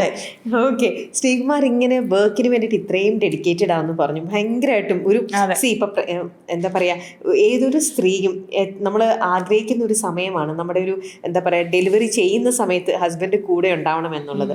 സ്നേഹ സിറ്റുവേഷൻസ് എല്ലാം മനസ്സിലാക്കിയിട്ടുണ്ടെങ്കിൽ പോലും ഇന്നും ആ പരാതി തീർന്നിട്ടില്ല എന്ന് പറയുന്നില്ലേ? ഇപ്പോഴും വിഷമമുണ്ട്. പിന്നെ അതുപോലെ ഞാൻ സ്കാനിങ്ങിനൊക്കെ പോണത് അന്ന് എൻ്റെ കയ്യിലുള്ള വണ്ടി എന്ന് പറഞ്ഞാൽ മാനുവലാണ്, ജാസാണ്. അതോടിച്ച് ഞാൻ തന്നെ പോയിക്കൊണ്ടിരുന്നത്. കാര്യം ആ ദിവസവും ഷൂട്ട് കാണും. പിന്നെ ഞാൻ ഇറങ്ങും, അമ്മ വഴിയിൽ നിൽക്കും, അങ്ങനെ ഞങ്ങൾ പോവും, തിരിച്ചു വരും. പിന്നെ ഞാൻ വിചാരിക്കും ശ്രീക്ക് അത് ഇഷ്ടമാണ്, അതൊക്കെ ഞാൻ മനസ്സിലാക്കിയിട്ടാണല്ലോ ഞാൻ കൂടെ നിൽക്കണേ. അപ്പം അതുകൊണ്ട് അന്നൊന്നും എനിക്ക് തോന്നിയില്ല. പക്ഷെ ഈ ഡെലിവറിയുടെ ദിവസം പുള്ളി വരാൻ എനിക്ക് ഭയങ്കര വിഷമായി. നമുക്ക് എന്നും പറയാനും കുത്തി കുത്തി നമുക്ക് വിഷമിപ്പിക്കാൻ വന്നില്ലല്ലോ. അതെ, ഇനിയിപ്പോ ശ്രീ പറയും നീ ഒന്നും കൂടെ പ്രസവിക്കുന്ന നിന്റെ കൂടെ നിൽക്കാന്ന് പറയേണ്ട അവസ്ഥയിലേക്ക്. പക്ഷെ ഈ പറയുന്ന ഇങ്ങനത്തെ കുറേ നിമിഷങ്ങൾ, അല്ലെങ്കിൽ ഒരു സ്ത്രീ ആഗ്രഹിക്കുന്ന ചില കെയറിങ്ങോ ഒരു കരുതലോ അതൊക്കെ ഉണ്ടാവും. നമ്മൾ എത്ര നമ്മൾ ഒന്നും എക്സ്പെക്ട് ചെയ്യുന്നില്ല എന്ന് പറഞ്ഞാലും ചില മൊമെന്റ്സ് നമ്മൾ ചിലപ്പോൾ പ്രതീക്ഷിക്കും അല്ലേ? അപ്പോൾ സ്ത്രീ എങ്ങനെയാ പൊതുവെ ഇതേപോലെ എക്സ്പ്രസീവ് അല്ല എന്ന് പറയുകയും ചെയ്തു. എങ്ങനെയാണ് ആ ഒരു കാര്യങ്ങളൊക്കെ അപ്പം ഹാൻഡിൽ ചെയ്യുന്നത്? അത് പിന്നെ എക്സ്പ്രസീവ് അല്ല എന്ന് പറഞ്ഞാൽ സ്നേഹമൊക്കെ ഉണ്ട്, സ്നേഹമൊക്കെ കാണിക്കും. പക്ഷെ ഇപ്പം ഞാൻ എന്ന് പറഞ്ഞാൽ എനിക്ക് യാത്രകൾ ഭയങ്കര ഇഷ്ടമാണ്, സർപ്രൈസുകൾ ഭയങ്കര ഇഷ്ടമാണ്, ആഘോഷം എന്തുണ്ടെങ്കിലും എനിക്ക് ഭയങ്കര ആഘോഷമാണ്. ഓക്കെ, ശ്രീ എന്നെ എൻ്റെ അടുത്ത് കളിയൊക്കെ ചോദിക്കുന്നത് എനിക്ക് എത്ര ബർത്ത്ഡേ ഉണ്ട്. ഞാൻ അതായത് നാളും ആഘോഷിക്കും, ബർത്ത്ഡേ എല്ലാം ആഘോഷമാണ് എനിക്ക്. അപ്പം അങ്ങനെയൊക്കെ ചോദിക്കും. അപ്പം ശ്രീക്ക് ഇതൊന്നുമില്ല, അങ്ങനെയൊന്നും അവർ ശീലിച്ചിട്ടില്ല. അവരുടെ വീട്ടിൽ അങ്ങനത്തെ ആഘോഷങ്ങളൊന്നും ഇല്ല, ഓണം വിഷു അതൊന്നും അവർക്കില്ല. അപ്പോൾ എൻ്റെ കൂടെ വന്നതിന് ശേഷമാണ് ഈ ആഘോഷങ്ങൾ തുടങ്ങിയത്. അപ്പം പിന്നെ എനിക്ക് മനസ്സിലായി ഞാൻ എന്തിനാണ് ഈ സന്തോഷങ്ങൾ വേണ്ടാന്ന് വയ്ക്കുന്നത്, നമ്മൾ തന്നെ ക്രിയേറ്റ് ചെയ്യുക. അപ്പം ഞാൻ തന്നെ എല്ലാ ആഘോഷങ്ങളും അങ്ങ് പ്ലാൻ ചെയ്യും, എൻ്റെ കൂടെ നിന്നാൽ മതി ശ്രീ. അങ്ങനെയായി. അപ്പൊ ഇപ്പോഴും അങ്ങനെ തന്നെയാണ്, എല്ലാം ഞാൻ പ്ലാൻ ചെയ്യും, ശ്രീ എൻ്റെ കൂടെ നിൽക്കും. അപ്പോൾ ശ്രീയുടെ അടുത്ത് ഞാനത് ഇപ്പൊ എൻ്റെ ഒരു ഇതെന്താ വെച്ചാൽ ഞാൻ എല്ലാ കാര്യങ്ങളും തുറന്നു പറയും. ഞാൻ ശ്രീ എടുത്തു ശ്രീ ഇന്ന കാര്യങ്ങൾ എനിക്ക് വളരെ വേണ്ട കാര്യങ്ങളാണ്, അപ്പൊ അതുകൊണ്ട് ശ്രീ ചെയ്യണമെന്ന് എനിക്ക് നിർബന്ധമില്ല, ഞാൻ പ്ലാൻ ചെയ്യും, എൻ്റെ കൂടെ ഒന്ന് ആഘോഷ കമ്മിറ്റി എടുത്താൽ മതി. അപ്പോൾ അങ്ങനെയാണ് ഞാൻ എൻ്റെ പ്രഗ്നൻസിയിലൊക്കെ വളകാപ്പ് നടത്തി. അപ്പൊ ഈ വളകാപ്പ് എന്താന്ന് എൻ്റെ വീട്ടിലുള്ളവർക്കും അറിയത്തില്ല. അതെന്താന്ന് ചോദിച്ചു. അപ്പോൾ ഈ സാധാരണ 7 മാസം ആകുമ്പോൾ കുറച്ച് സ്വീറ്റ്സ് ഒക്കെ കൊണ്ടുവന്ന് നമ്മളെ വീട്ടിലേക്ക് കൊണ്ടുപോകും. ഞാൻ അമ്മയുടെ അടുത്ത് അമ്മായിയൊക്കെ എന്നെ വിളിച്ചു ചോദിച്ചു ഇത് എന്താ പരിപാടി. നമ്മൾ ഒന്നുമില്ല, അത് തന്നെ പരിപാടി, നിങ്ങൾ എങ്ങനെയാണോ കൊണ്ടുപോകാൻ തന്നെ അതുപോലെ അങ്ങ് വന്നാൽ മതി എന്നാണ്. ഇവര് വന്നപ്പോൾ അവിടെ ഉണ്ട് മറ്റേ വാഴയിലും പൂവും എന്തൊക്കെയോ പരിപാടികളും. ഞാൻ തന്നെ പ്ലാൻ ചെയ്യുന്നു, ഞാൻ തന്നെ സന്തോഷിക്കുന്നു. പക്ഷെ അതൊക്കെ എനിക്കിപ്പോൾ ഭയങ്കര എന്ന് വെച്ചാൽ നമ്മളെപ്പോഴും പറയില്ലേ, നമ്മൾ പ്രഗ്നൻ്റ് ആകുമ്പോഴും അല്ലെങ്കിൽ ഡെലിവറി കഴിയുമ്പോഴുള്ള നിമിഷങ്ങൾ നമ്മളുടെ മനസ്സൊന്നും പോവില്ല എന്ന് പറയില്ലേ. ഞാൻ എപ്പോഴും ഇടയ്ക്കിടെ എൻ്റെ ഫോട്ടോ ഒക്കെ നോക്കും, ഞാൻ എപ്പോഴും ഞാനത് നോക്കി സന്തോഷിക്കാറുണ്ട്. ഇങ്ങനെ എന്താ പറയാ, എല്ലാ ചെറിയ ചെറിയ കാര്യങ്ങളാണെങ്കിൽ പോലും അതിനെ ആഘോഷിക്കാൻ അല്ലെങ്കിൽ ചെറിയ ചെറിയ സന്തോഷവും ഭയങ്കരമായിട്ട് സന്തോഷിക്കാൻ ആഗ്രഹിക്കുന്ന സ്നേഹ. അപ്പൊ ഇങ്ങനെ വല്ലാണ്ട് വിഷമിപ്പിച്ച് എന്തെങ്കിലും ഒരു നിമിഷങ്ങളൊക്കെ ഉണ്ടായിട്ടുണ്ടോ പ്രഗ്നൻസിയിൽ? എപ്പോഴെങ്കിലും ആയിട്ട്? ഉണ്ട്. അയ്യോ, ഞാൻ ഇപ്പൊ എൻ്റെ യൂട്യൂബ് ചാനലിൽ ഞാൻ കുറെ വീഡിയോസ് ഇടും, അതെൻ്റെ സന്തോഷങ്ങൾ മാത്രമാണ്, സന്തോഷ നിമിഷങ്ങൾ മാത്രമാണ് ഞാൻ വീഡിയോ ആക്കി യൂട്യൂബിൽ ഇടാറ്. അതിൻ്റെ ഒരു കാര്യം എന്ന് പറഞ്ഞാൽ കുറേ നാൾ കഴിഞ്ഞാൽ എനിക്ക് കാണാമല്ലോ. നമ്മളിത് സേവ് ചെയ്ത് വെച്ച് കഴിഞ്ഞാൽ ചിലപ്പോൾ ഡിലീറ്റ് ആയി പോവുകയൊക്കെ ചെയ്താലോ. യൂട്യൂബിൽ ഇട്ടാൽ കുറേ നാൾ കഴിഞ്ഞാൽ കാണാം. ഇനിയിപ്പോൾ എൻ്റെ മോൻ വലുതാകുമ്പോഴും അവനെ കാണാം, അവൻ്റെ അമ്മ എങ്ങനെയായിരുന്നു ഗർഭിണിയായിരുന്നപ്പോൾ, അല്ലെങ്കിൽ ഇവൻ്റെ പേര് വിളിക്കണ ദിവസം എങ്ങനെയാണ് ഞാൻ ആഘോഷമാക്കിയത്, അതൊക്കെ അവനെ കാണാമല്ലോ. അതിന് വേണ്ടിയിട്ടാണ് ഞാൻ ആ വീഡിയോസ് ഇടുന്നത്. പക്ഷേ എൻ്റെ വിഷമങ്ങൾ അല്ലെങ്കിൽ എൻ്റെ സങ്കടങ്ങൾ ഒരിക്കലും ഞാൻ പബ്ലിക് ആക്കാറുമില്ല. ഇപ്പം നമ്മളിങ്ങനെ ഇരുന്ന് സംസാരിക്കുമ്പോൾ പോലും ഓപ്പോസിറ്റുള്ള ആൾക്ക് മനസ്സിലാവില്ല എൻ്റെ മനസ്സിൽ എത്ര വിഷമമുണ്ടെന്നുള്ളത്. അതിന് ഞാൻ ഒരു പക്ഷേ ഞാൻ എൻ്റെ വീട്ടിൽ എൻ്റെ അമ്മയുടെ അടുത്തോ അല്ലെങ്കിൽ ശ്രീയുടെ അടുത്തോ ഒക്കെ ചിലപ്പം ഒച്ചയെടുത്ത സമയങ്ങളുണ്ട്. അതായത് ഞാൻ പ്രഗ്നൻ്റ് ആയിരിക്കുമ്പോൾ എനിക്ക് ഇറിറ്റേഷൻ തന്ന ആൾക്കാരും ഉണ്ട്, നിർഭാഗ്യവശാൽ. എന്നെ സംബന്ധിച്ച് ഞാൻ ഗർഭിണിയായിരിക്കുന്ന സമയത്ത് ഏറ്റവും കൂടുതൽ വർക്ക് ചെയ്ത ആളാണ്. ഒരു 30-ാം തീയതിയാണ് ഞാൻ ഹോസ്പിറ്റലിൽ അഡ്മിറ്റാണ്. 26 വരെ ഞാൻ ഷൂട്ട് ചെയ്തിട്ടുണ്ട്, 26-ാം തീയതി വരെ. 30-ാം തീയതി അഡ്മിറ്റാണ്. അപ്പം അങ്ങനെ ആക്റ്റീവായിട്ട് നിന്ന ഒരാളാണ്. അത് എന്തിനു ആക്റ്റീവായിട്ട് നിന്നെന്ന് വെച്ചാൽ എൻ്റെ മെൻ്റൽ കണ്ടീഷൻ എനിക്ക് പ്രധാനപ്പെട്ടതാണ്. ഞാൻ ഹാപ്പി ആയിട്ടിരിക്കേണ്ടത് എൻ്റെ ആവശ്യമാണ്, എൻ്റെ കുട്ടിയുടെ ആവശ്യമാണ്. പക്ഷേ എങ്കിൽ പോലും എന്നെ തളർത്തിയ ആൾക്കാരുണ്ട്. അതൊന്നും എനിക്ക് ക്ഷമിക്കാൻ പറ്റണ കാര്യമേ അല്ല. പക്ഷെ അതൊന്നും ഞാൻ ആരുടെ അടുത്തും പറയാറില്ല, എക്സ്പ്രസ് ചെയ്യാറില്ല. ഒരു പക്ഷേ ശ്രീക്ക് അറിയാം, എൻ്റെ അമ്മയ്ക്ക് അറിയാം, അത്രയേ ഉള്ളൂ. പുറത്തൊന്നും നമ്മളങ്ങനെ കാണിക്കാറുമില്ല. എന്ത് വിഷമാണെങ്കിലും ഞാൻ അങ്ങനെ കാണിക്കാറേ ഇല്ല. സന്തോഷം എല്ലാവരുടെയും കൂടെ ആഘോഷിക്കാൻ ആഗ്രഹിക്കുന്നു, സങ്കടം എന്നും എൻ്റെ ഉള്ളിൽ തന്നെ നിൽക്കട്ടെ. അത്രേ ഉള്ളൂ. അതിൻ്റെ പ്രധാനപ്പെട്ട കാര്യം ഞാൻ പറയാം. ഒരു പക്ഷെ ഞാൻ ഇങ്ങനെയൊന്നും ആയിരുന്നില്ലായിരിക്കാം. ഞാൻ ഒരു MA പഠിക്കുന്ന സമയത്താണ് ഞാൻ ഛായാമുഖി എന്ന് പറയുന്ന ഒരു നാടകം ചെയ്യുന്നത്. അത് ശരിക്കും അത് എൻ്റെ ഒരു ഭാഗ്യം തന്നെയാണ്. ടെലിവിഷനും ഒക്കെ മുമ്പേ ഞാൻ പത്മശ്രീ മോഹൻലാലിൻ്റെ കൂടെ, ലാൽ സാറിൻ്റെ കൂടെ അഭിനയിച്ച ഒരു നാടകമാണത്.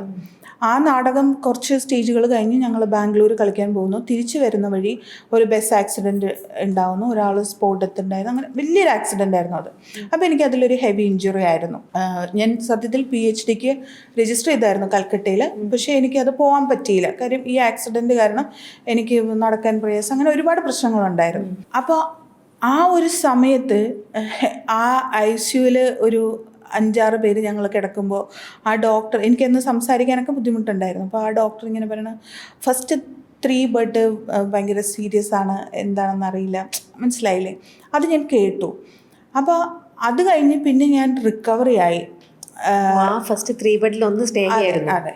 അപ്പം അത് റിക്കവറി ആയി കഴിഞ്ഞപ്പം പിന്നെ എനിക്ക് മനസ്സിലായി, നമ്മളുടെ ലൈഫ് കുറച്ചേ ഉള്ളൂ, അത് സന്തോഷമുള്ളതായിരിക്കണം, പരമാവധി സന്തോഷം മറ്റുള്ളവർക്ക് കൊടുക്കേണ്ടതായിരിക്കണം. എനിക്ക് ഒരുപാട് സ്ഥലങ്ങൾ കാണാൻ ഇഷ്ടമാണ്, ആ സ്ഥലങ്ങളൊക്കെ കാണണം. അങ്ങനെയൊക്കെ കുറേ തീരുമാനങ്ങൾ അതിനുശേഷം സംഭവിച്ചതായിരിക്കാം എന്ന് ഞാൻ വിചാരിക്കണം. അതിന് മുമ്പ് വരെ അത്ര അല്ല, അങ്ങനെയല്ല. തീർച്ചയായിട്ടും നമ്മുടെ ഓരോ ഇത് നമ്മുടെ ലൈഫിലെ എക്സ്പീരിയൻസ് ആണ് നമ്മളെ മാറ്റുന്നത്. നമ്മുടെ ചിന്താഗതി, നമ്മുടെ തീരുമാനങ്ങൾ, ഇതെല്ലാം നമ്മുടെ ചുറ്റുപാടും നമ്മുടെ ജീവിതവും നമ്മുടെ സാഹചര്യം, അത്രയേ ഉള്ളൂ. അപ്പം ഞാൻ എപ്പോഴും വിചാരിക്കണത്, ഏറ്റവും വലിയ വിഷമഘട്ടം ഭയങ്കര എന്താ പറയുക, ഭയങ്കര ബുദ്ധിമുട്ടി ഇപ്പുറത്തേക്ക് വന്നൊരു ആളാണ് ഞാൻ. ആക്സിഡൻറ്റിന് മുമ്പാണ് എൻ്റെ അച്ഛൻ മരിക്കുന്നത്.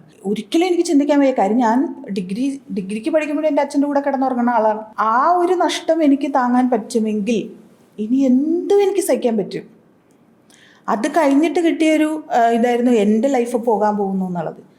അതൊന്നും എനിക്ക് തിരിച്ചു കിട്ടിയില്ലോ.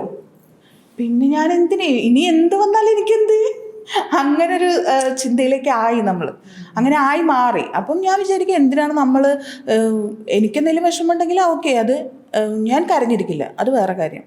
ഇനി നെക്സ്റ്റ് എന്ത് എന്നുള്ളതേ ഞാൻ ആലോചിക്കുള്ളൂ. ഇനി എന്നെ ഭയങ്കര മോശമായിട്ട് സംസാരിക്കുന്ന ആരെങ്കിലും ഉണ്ടെങ്കിൽ അവരോട് ഞാൻ ഏറ്റുമുട്ടാൻ നിൽക്കില്ല. പക്ഷേ അവർ വിചാരിക്കുന്നതിൻ്റെ അപ്പുറത്തേക്ക് ജയിക്കണം എന്നൊരു വാശി എനിക്ക് വരും. അതുകൊണ്ട് അങ്ങനെയുള്ളവരെ എനിക്കിഷ്ടമാണ്. കാര്യം ഞാൻ എന്തെങ്കിലും ജയിച്ചിട്ടുണ്ടെങ്കിൽ അങ്ങനെ ഒരുപാട് പേരോടുള്ള വാശി കൊണ്ടാണെന്ന് എനിക്ക് പലപ്പോഴും തോന്നിയിട്ടുണ്ട്. അതിനൊക്കെ പോസിറ്റീവായിട്ട് എടുത്ത്. അതെ. കാര്യം അല്ലെങ്കിൽ ഒരിക്കലും ഞാനൊരു കാർ ഡ്രൈവ് ചെയ്യുന്നോ, കാർ മേടിക്കുന്നോ, സ്വന്തമായിട്ടൊരു വീട് വേണമെന്നോ, അങ്ങനെയൊക്കെ വാശികൾ തന്ന ഒരുപാട് പേരുണ്ട്. ഒറ്റയ്ക്കാണ് ഞാനതൊക്കെ നേടിയെടുത്തിട്ടുള്ളത്. അപ്പോൾ ആ വാശി എനിക്ക് തന്നത് നല്ലതാണ്. അത് ഞാൻ പലപ്പോഴും എൻ്റെ ചേച്ചിയുടെ അടുത്തും പറയും, ഇപ്പം ആരെങ്കിലും ഹേർട്ട് ചെയ്തിട്ടുണ്ടെങ്കിൽ നീ കരയല്ല വേണ്ടത്, അവരെ ജയിച്ച് കാണിക്കലാണ് വേണ്ടത്. അല്ലാതെ അവരോട് കൊണ്ട് ഏറ്റുമുട്ടിയിട്ട് കാര്യമില്ല, ജയിക്കുക. അപ്പൊ സ്നേഹ ആരോടും പരാതിയോ പരിഭവമോ അങ്ങനെ ഒന്നും പറയാറില്ല? അല്ല, പറയുന്ന വെച്ചാൽ ഈ പറയുന്നവരോടൊന്നും ഉണ്ടാവില്ല. ഞാൻ ചിലപ്പോൾ എൻ്റെ ശ്രീനോട് ഷെയർ ചെയ്യും, അത്രേ ഉള്ളൂ. എൻ്റെ അമ്മേനോട് ഷെയർ ചെയ്യും, അത്രേ ഉണ്ടാവുള്ളൂ. അല്ലാതെ നമ്മൾ അങ്ങനെ വലിയ ഒരു പ്രത്യേകിച്ച് ഈ ഇഷ്യൂസ് ഉണ്ടാക്കുന്നവരെ മാറ്റി നിർത്താനേ ഞാൻ നോക്കുള്ളൂ. നെഗറ്റീവ് എനർജി എനിക്ക് എടുക്കാൻ പറ്റില്ല, എനിക്ക് വേണ്ട. കാര്യം അതിനല്ലതല്ല എൻ്റെ ലൈഫ്. അതുകൊണ്ട് തന്നെയായിരിക്കും ഇതിനോട് കൂടെ ചേർത്ത് ചോദിക്കുകയാണ്. സോഷ്യൽ മീഡിയയിൽ എല്ലാവരും ഇങ്ങനെ ചിരിപ്പിക്കുന്ന ഒരാളാണ് സ്നേഹ, എല്ലാം ഇഷ്ടത്തോടെ എല്ലാവരും എടുക്കുന്ന ഒരാളാണ്. പക്ഷേ അതിൻ്റെ ഈ സോഷ്യൽ മീഡിയയിൽ സ്നേഹ പറഞ്ഞു പോകുന്ന പല കാര്യങ്ങളും ഈ പറയുന്ന പോലെ ആൾക്കാർ ഒരുപാട് ട്രോൾ ചെയ്തിട്ടുള്ള ഒരാളും കൂടിയാണ് സ്നേഹ, അല്ലേ?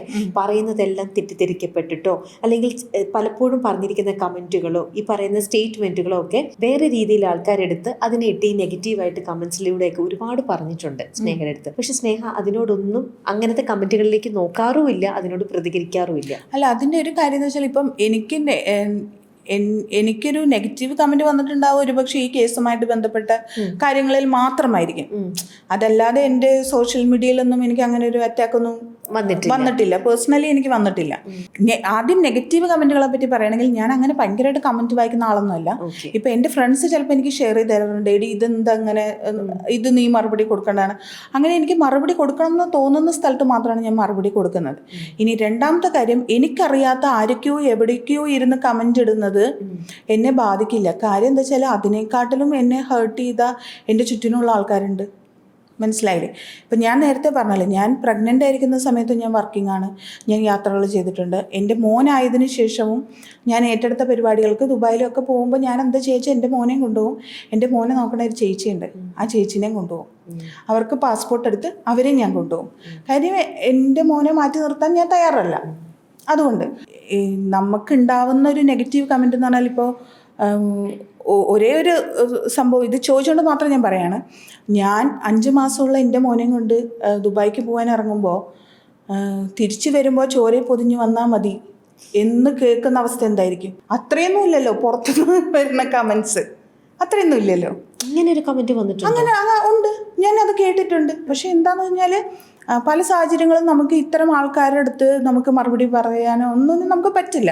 അതൊക്കെ നമ്മൾ തന്നെ ഡീൽ ചെയ്ത് പോകുക എന്നുള്ളതേ ഉള്ളൂ. കാര്യം അവർക്ക് മറുപടി കൊടുത്തിട്ട് കാര്യമില്ല. അപ്പം ഞാനും എൻ്റെ മോനും പോയിട്ട് തിരിച്ചു വരുമ്പോൾ മരിക്കണം എന്ന് പറയുന്നതിനേക്കാൾ കൂടുതൽ ഒന്നുമല്ല പുറത്തുനിന്ന് വരുന്ന നെഗറ്റീവ് കമൻറ്റുകൾ. എന്നെ അതിനൊന്നും എന്നെ തളർത്താൻ പറ്റില്ല. ഈ പറഞ്ഞതിന് എന്നെ അതിനുശേഷം എത്രയോ യാത്രകൾ ഞാനും എൻ്റെ മോനും കൂടെ പോയി. സത്യം പറഞ്ഞാൽ എൻ്റെ മോനുണ്ടായതിന് ശേഷമാണ് ഞാനും ശ്രീയും കൂടുതൽ പുറത്തേക്കുള്ള ടൂറുകൾ പോയിട്ടുള്ളത്. ബാലി, ബാങ്കോക്ക്, തായ്ലൻഡ്, അങ്ങനെയൊക്കെ പല സ്ഥലങ്ങളിൽ ഞങ്ങൾ പോയിട്ടുള്ളത് മോനുണ്ടായതിന് ശേഷമാണ്. അപ്പം അതൊന്നും നമ്മളെ തളർത്തില്ല. ഈ ഒരു വലിയ സ്റ്റേറ്റ്മെൻറ്റ് എന്നെ തളർത്തുന്നില്ലെങ്കിൽ ഈ ലോകത്തിരുന്ന് ആര് കമൻറ്റ് ചെയ്യുന്നത് എന്നെ തളർത്തില്ല. എൻ്റെ മോൻ കഴിഞ്ഞിട്ടല്ലേ ഉള്ളൂ എനിക്ക് എന്തോ. തീർച്ചയായിട്ടും. അപ്പം അത്രയേ ഉള്ളൂ. അപ്പം അതൊന്നും എന്നെ ബാധിക്കുന്ന കേസേ അല്ല. പിന്നെ ഇപ്പം ഈ കേസിനെ സംബന്ധിച്ച് എന്തുകൊണ്ട് എനിക്ക് സംസാരിക്കേണ്ടി വന്നു എന്ന് പറഞ്ഞാൽ, അതിപ്പോൾ ശ്രീകുമാറിൻ്റെ ഹസ്ബൻഡ് ആയതുകൊണ്ട് മാത്രമല്ല, ഇപ്പം എൻ്റെ ഒരു സുഹൃത്തിനെതിരെയാണ് ഇത്തരമൊരു വ്യാജ ആരോപണം വരുന്നതെങ്കിൽ ഞാൻ പ്രതികരിക്കും. അത് കൃത്യമായ ആരോപണമായിരുന്നെങ്കിൽ ഓക്കെ, പ്രതികരിക്കില്ല, അത്രയേ ഉള്ളൂ. പക്ഷെ എൻ്റെ ശ്രീനെ എനിക്കറിയാം. കാര്യം ശ്രീ ഓരോ ദിവസം പോകുമ്പോൾ എന്തൊക്കെ ചെയ്തു, അത് ചെയ്തു, ഇത് ചെയ്തു എന്നുള്ളത് ഞങ്ങൾ തമ്മിൽ അങ്ങനെ ഒരു കമ്മ്യൂണിക്കേഷൻ ഉണ്ട്. അപ്പോൾ എനിക്കറിയാം ഇതിൻ്റെ സത്യം എന്താണ് എന്നുള്ളത്. അപ്പോൾ ഞാൻ ശ്രീയുടെ അടുത്ത് പറഞ്ഞു, ഇത്രയേ ഉള്ളൂ, നമ്മൾ നിയമപരമായിട്ട് നേരിടുക, അത്രയേ ഉള്ളൂ. ഞാൻ പറഞ്ഞല്ലോ, നേരത്തെ പറഞ്ഞല്ലോ, നമ്മൾ അവരോട് വാഗ്വാദത്തിന് നിൽക്കില്ല, നമ്മൾ ജയിച്ച് കാണിക്കലാണ് വേണ്ടത്. നമ്മൾ കേസായിട്ട് മുന്നോട്ട് പോവുകയാണ്. ഒരു തരത്തിലും കോംപ്രമൈസ് ചെയ്യാൻ നമ്മൾ ഉദ്ദേശിക്കുന്നില്ല. പിന്നെ അതിൽ വേറൊരു കാര്യം എന്ന് പറയുന്നത്, ഇപ്പം എൻ്റെ ഭർത്താവിനെതിരെ കേസ് വന്നല്ലോ, എൻ്റെ പടം അല്ലെങ്കിൽ എൻ്റെ മോൻ്റെ പടം യൂട്യൂബിൽ വന്നല്ലോ എന്നോർത്ത് കരയാനോ, ഒരു സ്ഥലത്ത് വന്നിരുന്ന് കരയാനോ, സെൻറ്റിമെൻറ്റ്സ് പിടിച്ചു മേടിക്കാനോ ഞാൻ തയ്യാറല്ല. അതെൻ്റെ ലൈഫിൽ ഇനി ഇല്ല. കാര്യം ഈ ഒരു കേസ് എന്നല്ല, ഒരു കാര്യത്തിലും ഞാൻ അങ്ങനെ കരയാൻ റെഡിയല്ല. അത് ധീരമായിട്ട് തന്നെ നേരിടാൻ തന്നെയാണ് എൻ്റെ തീരുമാനം. പിന്നെ ഇനി ചില ആൾക്കാർ പറയും ഭർത്താവായതുകൊണ്ട് എങ്ങനെയെങ്കിലും ന്യായീകരിച്ചാലേ പറ്റൂ. അത്ര ഗതികേട് എനിക്കില്ല. ഞാൻ ഇന്നും അന്നും ഞാൻ ജീവിക്കുന്നത് ഞാൻ അധ്വാനിച്ച് എൻ്റെ വരുമാനമുണ്ട്. എനിക്കങ്ങനെ ഒരു പേടിയില്ല, എനിക്കങ്ങനെ ഒരു ഇൻസെക്യൂരിറ്റി ഇല്ല. എല്ലാം ഒറ്റയ്ക്ക് ചെയ്യുന്ന ഒരാളാണ് ഞാൻ. പിന്നെ ശ്രീനെ ന്യായീകരിച്ചിട്ട് എനിക്കൊന്നും കിട്ടാനില്ല. പക്ഷേ ഈ ഒരു കേസിൽ ശ്രീ നിരപരാധിയാണ് എന്നുള്ള 100% എനിക്കറിയാം. ഇതുമായി ബന്ധപ്പെട്ട് നിൽക്കുന്നവർക്കറിയാം. പിന്നെ നമ്മുടെ അഡ്വക്കേറ്റ് എൻ്റെ ഫ്രണ്ട് തന്നെയാണ്, മനീഷ രാധാകൃഷ്ണനുണ്ട്. അപ്പം മനീഷയും അതിൻ്റെ കാര്യങ്ങളൊക്കെ നമുക്ക് കൃത്യമായിട്ട് പറഞ്ഞു തരുന്നുണ്ട്. നമ്മളതിനെ നിയമപരമായിട്ട് നേരിടും. അതിന് എത്ര വർഷം എടുത്താലും. ഇപ്പോൾ ചിലർ പറയും ഇതൊക്കെ ആൾക്കാർ മറന്നു തുടങ്ങുമ്പോൾ നീ എന്തിനാണ് വീണ്ടും ഓർമ്മിപ്പിക്കുന്നതെന്ന് എന്നോട് ചോദിക്കാറുണ്ട്. ഇത് ഓർക്കണം. കാര്യം ഈ കേസ് ജയിച്ച് വരുമ്പോൾ നിങ്ങളത് ഓർക്കണം. അതുകൊണ്ട് ഞാനിത് ഓർമ്മിപ്പിച്ചുകൊണ്ടേയിരിക്കും. അങ്ങനെ ആരും രക്ഷപ്പെടാൻ ഞാൻ സമ്മതിക്കില്ല. കേസ് ജയിച്ചിട്ട് ഞാൻ തിരിച്ചൊരു വരവ് വരും എന്ന് പറഞ്ഞാൽ വന്നിരിക്കും. അതിലൊരു മാറ്റമില്ല. കാരണം സ്നേഹ ചെയ്യുന്ന ഇത്രയും സ്ട്രോങ് ആയിട്ട് എന്തൊരു പ്രവൃത്തി ചെയ്താലും, ഒരു ആക്ട് എടുത്താലും സ്നേഹയ്ക്ക് 100% വിശ്വാസമുണ്ട്. സ്നേഹ ചെയ്യുന്നത് വളരെ കറക്റ്റാണ്. എനിക്ക് എൻ്റെ ഒരു ഫ്രണ്ട് ഉണ്ട്, സിമി, അവൾ അയച്ചതെന്നാണ് ഏതൊരു യൂട്യൂബർ പറയുന്നത്, ഇതിൽ ചേച്ചി ഒരു ഇച്ചിരി ഓവർ കോൺഫിഡൻ്റ് അല്ലേ എന്ന് ഉള്ളത്. ഞാൻ ഓവർ കോൺഫിഡൻ്റ് ആണ്. കാര്യം എനിക്കതിൽ 100% ഉറപ്പുണ്ട്. ഉറപ്പില്ലാത്ത കാര്യത്തിൽ ഞാൻ കോൺഫിഡൻ്റ് ആയിട്ട് പറയില്ലല്ലോ, ഞാൻ മിണ്ടാതിരിക്കുകയുള്ളൂ. പക്ഷേ ഇതിൽ എനിക്ക് 100% ഉറപ്പുണ്ട്. അതിന് പിന്നെ എനിക്ക് വന്ന് കരഞ്ഞു പറയാനോ അയ്യോ എൻ്റെ ഭർത്താവ് അങ്ങനെയല്ല, അങ്ങനെയൊന്നും ഞാൻ ഉദ്ദേശിക്കുന്നില്ല. എനിക്ക് വ്യക്തമായ തീരുമാനമുണ്ട്. അത് നമ്മൾ കോടതിയിൽ തന്നെ തീർക്കും. അത്രയേ ഉള്ളൂ. പൊതുവെ പറയുന്ന വേറൊരു സ്റ്റേറ്റ്മെൻറ്റാണ് ഒരു സ്ത്രീയുടെ ശത്രു മറ്റൊരു സ്ത്രീയാണെന്നുള്ളത്. അതിനോട് യോജിക്കുന്നുണ്ട്? അങ്ങനെ ഉണ്ടോ എന്ന് ചോദിച്ചാൽ എല്ലാ സ്ത്രീകളും അങ്ങനെയാണെന്നൊന്നും ഞാൻ പറയില്ല. പക്ഷേ ആലോചിക്കാതെ ചെയ്യുന്ന കാര്യങ്ങൾ, അതിപ്പോൾ സ്ത്രീയിലും ഉണ്ടാവും പുരുഷന്മാരിലും ഉണ്ടാവുന്നേ. പലതരം മനുഷ്യരല്ലേ, നമുക്ക് ഇവരെ ഒന്നും എന്താ പറയുക, നമുക്ക് ഒന്നും പ്രെഡിക്റ്റ് ചെയ്യാൻ പറ്റില്ല ഇവരെന്താണ് ചെയ്യണമെന്നുള്ളത്. പക്ഷെ ഇത്രയേ ഉള്ളൂ, താൽക്കാലിക ലാഭത്തിന് വേണ്ടി മറ്റേ പൊന്മുട്ട ഇടുന്ന താറാവിൻ്റെ കഥ പറഞ്ഞാലെയാ, പൊന്മുട്ട ഇട്ടുകൊണ്ടിരിക്കുമ്പോൾ ഓരോന്നും മേടിച്ചാൽ മതിയായിരുന്നു. ഇതങ്ങോട്ട് കൊന്നിട്ട് വയറ്റിൽ കിടക്കണം മൊത്തം എടുക്കാമെന്ന് വിചാരിച്ചാൽ അതവിടെ തീരും. അത് തന്നെയാണ് പലരുടെ കാര്യത്തിലും സംഭവിക്കുന്നത്. നമ്മൾ അങ്ങോട്ട് കുറച്ച് ആവേശം കൂടിപ്പോയി, അപ്പോൾ ഇനി രക്ഷയില്ല, ഇനി കേസ് പറയേണ്ടി വരും. അത്രയേ ഉള്ളൂ. കേസ് പറയേണ്ടി വരും എന്നുള്ളത് മാത്രമല്ല, നമുക്കിനി ഈ കേസ് ഒരു ഏതാണ്ട് ഇപ്പോൾ ഒരു തീരുമാനത്തിലാണ്. പിന്നെ നമുക്ക് തിരിച്ചും ഇനി കേസ് കൊടുക്കാമല്ലോ. നമുക്കുണ്ടായ മാനനഷ്ടം, നമുക്കുണ്ടായ പല നഷ്ടങ്ങളും ഒക്കെ ഉണ്ട്. അപ്പോൾ അതുമൊക്കെ ചിലപ്പം താങ്ങേണ്ടി വരും. അതിൻ്റെ ലെവൽ ഇപ്പോൾ എവിടെ വന്ന് നിൽക്കുന്നത്? അതെ, അല്ല അതുകൊണ്ട് തന്നെ ഞാൻ പറഞ്ഞു, ഇപ്പം ഞാൻ പറഞ്ഞാൽ ഇപ്പം വേണമെങ്കിൽ എനിക്കും കരയാലോ ഇരുന്നുണ്ട്. എനിക്കെതിരെ എൻ്റെ ഭർത്താവിനെ മോശമായിട്ട് പറഞ്ഞു, ഇതെന്താ ഇത് ജാമ്യം എടുക്കണ്ടേ ഇതിന്? ഇതൊന്നും ആർക്കും അറിയാത്ത കാര്യമാണോ? നമ്മളൊരു കേസ് വന്നു എന്ന് പറഞ്ഞാൽ വേഗം ഒന്നിങ്ങനെ പറയില്ല, ഞാനത് ചെയ്തിട്ടില്ല കേട്ടോ, അല്ലെങ്കിൽ ഞാനൊരാളോട് മോശമായിട്ട് പെരുമാറിയിട്ടില്ല കേട്ടോ എന്നൊന്നും നമുക്ക് പറയാൻ പറ്റില്ല. ആദ്യത്തിന് ജാമ്യം എടുക്കണം. ഈ കേസ് വന്നത് നമ്മൾ ടെലിവിഷനിൽ നിന്നാണ് അറിയണത്, വാർത്താ ചാനലിൽ നിന്ന്. അറിഞ്ഞു കഴിഞ്ഞിട്ട് പിന്നീട് എന്തോ ഫ്രൈഡേ എന്തോ അവധി, ശനി ഞായർ അങ്ങനെയൊക്കെ പോയിട്ട് 5 ദിവസം കഴിഞ്ഞിട്ടാണ് നമുക്ക് ജാമ്യം കിട്ടുന്നത്. മനസ്സിലായില്ലേ? ഈ 5 ദിവസം കഴിഞ്ഞ് ജാമ്യം കിട്ടിയതിന് ശേഷം മാത്രമാണ് ഇനി എന്തെന്ന് നമുക്ക് ഇതിനെപ്പറ്റി ചിന്തിക്കാൻ പറ്റുള്ളൂ. അത്ര ഒരു കേസാണിത്. ഒരു സ്ത്രീ പറഞ്ഞാൽ അത് നമ്മുടെ നിയമത്തിലുള്ളതാണ്, നമുക്കത് ഫോളോ ചെയ്തേ പറ്റുള്ളൂ. അല്ലാതെ നമുക്ക് ഈ പറയുന്ന യൂട്യൂബിലുള്ളവർ പറയും പോലെ വന്ന് ഞാനത് ചെയ്തിട്ടില്ല കേട്ടോ, അവരങ്ങനെ ചെയ്തു, ഇവരെങ്ങനെ ചെയ്തു എന്ന് പറഞ്ഞിട്ട് വേണമെങ്കിൽ പോയി ജയിലിൽ കിടന്നു എന്ന് പറഞ്ഞാൽ അങ്ങനെ ജയിലിൽ കിടക്കേണ്ട കാര്യം ഞങ്ങൾക്കില്ല. ഇത് നമ്മൾക്ക് തെളിയിക്കാനുള്ള സ്ഥലം കോടതിയാണ്, അത് നമ്മൾ തെളിയിച്ചിരിക്കും. പിന്നെ ഈ പറയുന്ന ഒരു യൂട്യൂബിലുള്ളവരുടെയും ചിലവുകൊണ്ടല്ല നമ്മൾ ജീവിക്കണേ. അവർ നമ്മളെ കൊണ്ട് പൈസ ഉണ്ടാക്കുന്നുണ്ടെങ്കിൽ വളരെ സന്തോഷം, അവരത് പറയണം. കാര്യം വളരെ മോശമായിട്ട് പറഞ്ഞ ഒരു യൂട്യൂബ് ചാനലിൻ്റെ ലിങ്ക് നമ്മുടെ അഡ്വക്കേറ്റ് തന്നെ നമുക്ക് അയച്ചു തന്നു. അപ്പം അവൾ വേണമെങ്കിൽ പറഞ്ഞു, വേണമെങ്കിൽ അത് നമുക്ക് സ്ട്രൈക്ക് ചെയ്യാം ആ വീഡിയോ. കാരണം അങ്ങനെയാണ് അവരതിൽ പറഞ്ഞിരിക്കുന്നത്. ഞാൻ പറഞ്ഞു സ്ട്രൈക്ക് ചെയ്യരുത്, അയാൾ അതിൽ നിന്ന് പൈസ ഉണ്ടാക്കിക്കോട്ടെ. ഞാൻ വെയിറ്റ് ചെയ്യാണ്, കുറച്ച് വർഷങ്ങൾ കഴിഞ്ഞ് ഞാൻ കേസ് ജയിച്ച് വരും, അപ്പം അവനത് പറയണ്ടേ? ഇപ്പം ഞാൻ സ്ട്രൈക്ക് കൊടുത്തു കഴിഞ്ഞാൽ അവൻ എന്നോട് ചിലപ്പോൾ ദേഷ്യം തോന്നിയാലോ? അവനത് പറഞ്ഞില്ലെങ്കിലും അവൻ്റെ നാവ് കൊണ്ട് അവൻ പറയണം. അതുകൊണ്ട് സ്ട്രൈക്ക് കൊടുക്കരുത്, എല്ലാവരും പൈസ ഉണ്ടാക്കിക്കോട്ടെ. വർഷങ്ങൾ കഴിഞ്ഞിട്ട് ഞാൻ വരുമെന്ന് പറയുമ്പോൾ അവനതും പറഞ്ഞോട്ടെ, ഞാൻ കേസ് ജയിച്ചു, അത് കള്ളക്കേസായിരുന്നു എന്ന് പറഞ്ഞോട്ടെ. അതിനുള്ള സമയമുണ്ട് നമുക്ക്. ഒരാൾക്ക് സ്ട്രൈക്ക് കൊടുത്തിട്ടില്ല. അപ്പം ഇങ്ങനെ പറയുന്നവരങ്ങനെ മാറ്റി പറയുന്നു തോന്നുന്നുണ്ടോ? ഉറപ്പായിട്ടും അവർക്ക് പറയേണ്ടി വരും. കാര്യം അവരുടെ വരുമാന മാർഗ്ഗം അതല്ലേ, അവരുടെ വരുമാനം അതല്ലേ. റിയാക്ഷൻ വീഡിയോ അല്ലെങ്കിൽ അങ്ങനെ ഇങ്ങനെയെന്നൊക്കെ പറഞ്ഞിട്ട് ഇവർ ചെയ്യുന്ന എന്തിനു വേണ്ടിയാണ്? പൈസയ്ക്ക് വേണ്ടിയല്ലേ. അതെ, അവർക്ക് കിട്ടുന്ന പൈസ നമ്മൾ എന്തിനാണ് കളയണത്? അവർ പൈസ എടുത്തോട്ടെ. പക്ഷെ ഇങ്ങനെ അവർ നമുക്ക് ഇപ്പോൾ സത്യം സ്നേഹിക്കറിയാം, അത് അറിഞ്ഞിരിക്കുമ്പോൾ തന്നെ അവരിങ്ങനെ പറഞ്ഞുകൊണ്ടേ ഇരിക്കുമ്പോൾ എങ്ങനെ സ്നേഹം അവർ പറഞ്ഞോട്ടെ, അവർക്ക് പൈസ ഉണ്ടാക്കിക്കോട്ടെ എന്ന് പറയാൻ പറ്റുന്നത്? നമ്മളെ വിഷമിപ്പിക്കില്ലേ അത്? അല്ല, അത് നമ്മളെ വിഷമിപ്പിക്കില്ലെന്ന് വെച്ചാൽ എനിക്കറിയാം അത് സത്യമല്ല എന്നുള്ളത്. ഇല്ല, അപ്പൊ അതുകൊണ്ടാണ് തന്നെ അതെ സത്യമല്ല എന്ന് അറിയുന്ന ഒരു കാര്യം ഒരാൾ നുണക്കത് പറഞ്ഞ് ചുമ്മാ നമ്മളെ കുറിച്ച് മോശമല്ലേ പറയണത്? അയാൾ നുണക്കഥ പറഞ്ഞോട്ടെ, അയാൾ കുറച്ച് കഴിയുമ്പോൾ സത്യമുള്ള കഥ പറയേണ്ടി വരില്ലേ? അപ്പം അയാൾ അതും പറയണ്ടേ? അപ്പോൾ അതയാൾ പറഞ്ഞോട്ടേന്ന്. അയാളുടെ വരുമാനം എന്തിനാണ് നമ്മൾ ഇതാക്കണത്?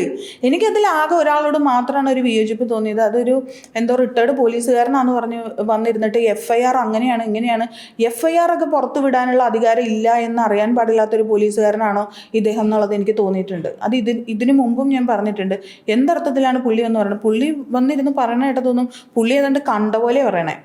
ആ ഒരു ആളോട് മാത്രമാണ് എനിക്കൊരു വിയോജിപ്പ് തോന്നിയത്. കാരണം പുള്ളിക്ക് നിയമം അറിയാം, പുള്ളി ഇതുമായിട്ട് ബന്ധപ്പെട്ട് വർക്ക് ചെയ്ത ആളാണ്. മനസ്സിലായില്ലേ? അപ്പം നമ്മൾ ബഹുമാനിക്കുന്ന നമ്മുടെ പോലീസ് സേനയിൽ ഉണ്ടായിരുന്ന ഒരാൾ ഇങ്ങനെ വന്ന് തെറ്റിദ്ധാരണ പടർത്തുന്നതിനോട് എനിക്കെതിരെ എതിർപ്പുണ്ട്. അതല്ലാതെ ബാക്കി പിള്ളേരെന്ന് പറഞ്ഞാൽ അവർ ന്യൂസ് കാണുന്ന റിയാക്ഷൻ വീഡിയോ ചെയ്യുന്നു, അവർ ചെയ്തോട്ടെ. സത്യം എന്താണെന്ന് മനസ്സിലാക്കാൻ അവർക്ക് അറിഞ്ഞൂടാ സത്യം എന്താണെന്ന്. നമ്മളെ വിളിച്ച് അവർ ചോദിച്ചിട്ടില്ല.